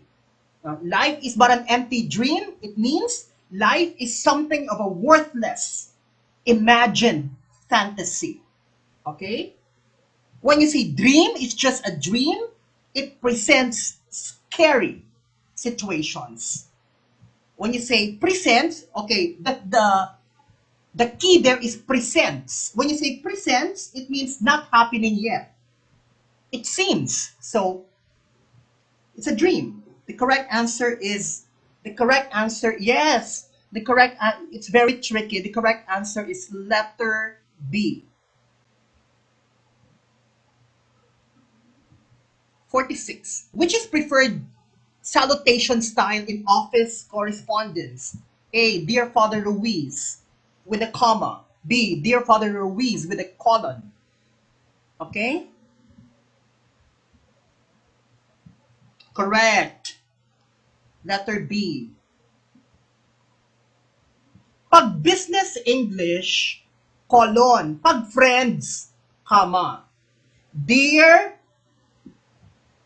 Piolo, comma. Friends.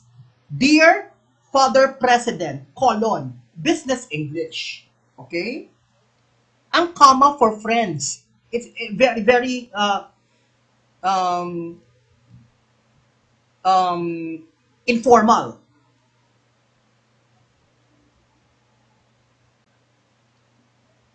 '47. A couplet is a pair of lines, that A sound good, B have the same meaning, C are grammatically different, D rhyme. What is the answer? Couplet.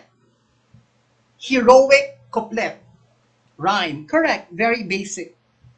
I think that I shall never see a poem lovely as a tree. That's a couplet. Two lines rhyme. 48. We need a blank solution for this problem.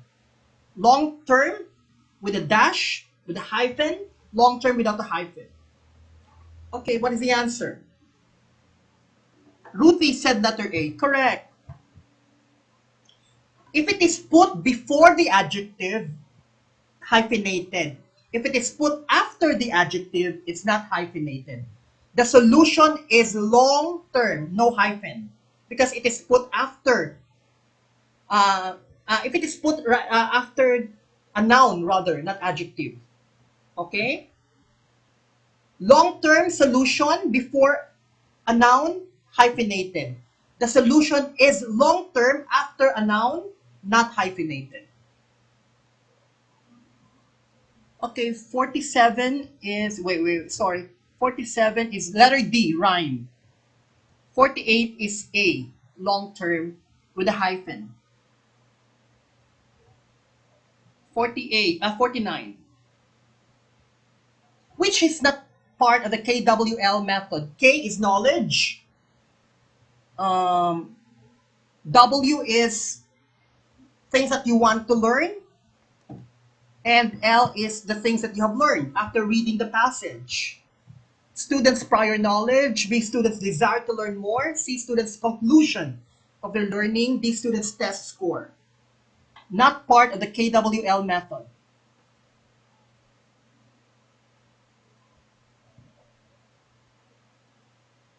Correct. Students' test score. Very obvious. And last number 50. Linda can connect her ideas using patterns of organization. She also uses effective transitional devices. Linda displays A, grammatical competence, B, strategic competence, C, social linguistic competence, D, discourse competence. What is the answer?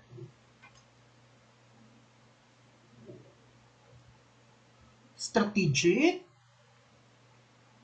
Anirika, when you say strategic competence, you if there is a language breakdown, if there is a language gap, you can compensate, you can fill the gap. That is strategic competence. Pag may problema sa language, alam mong solusyonan ng problema, then that is strategic competence. This is not strategic competence. It's discourse competence, letter D. It's discourse competence, letter D. Pag alam mong, if you know how to weave from words, to phrases, to sentences, to paragraphs, to longer expressions. Pag sa speech, if you can make long speeches and you can use good transitional devices, that is discourse competence.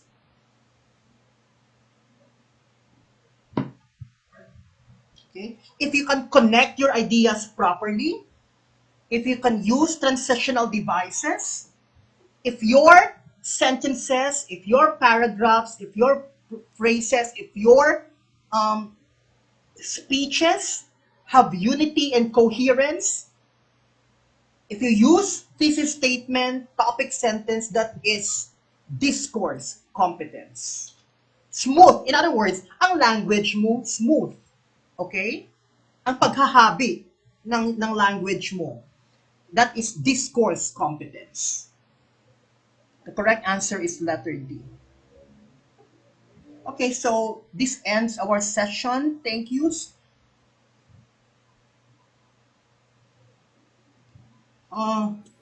Thank you, sir. Salamat. Your score. Your score muna. Passing is 30. I think this is way easier compared to the set of questions we had yesterday. Thank you. Yes, thank thank you, you. sir. Yes. Oh, see? Ang taas ng mga scores niyo. Sana hindi, journalist, sana hindi po ginugol. Para talagang matest mo yung alam mo. Yung nalalaman mo. 37. And to think madami sa mga questions dito are let questions. Almost half are let questions. Okay. I think everybody is already tired and hungry. Let's end here and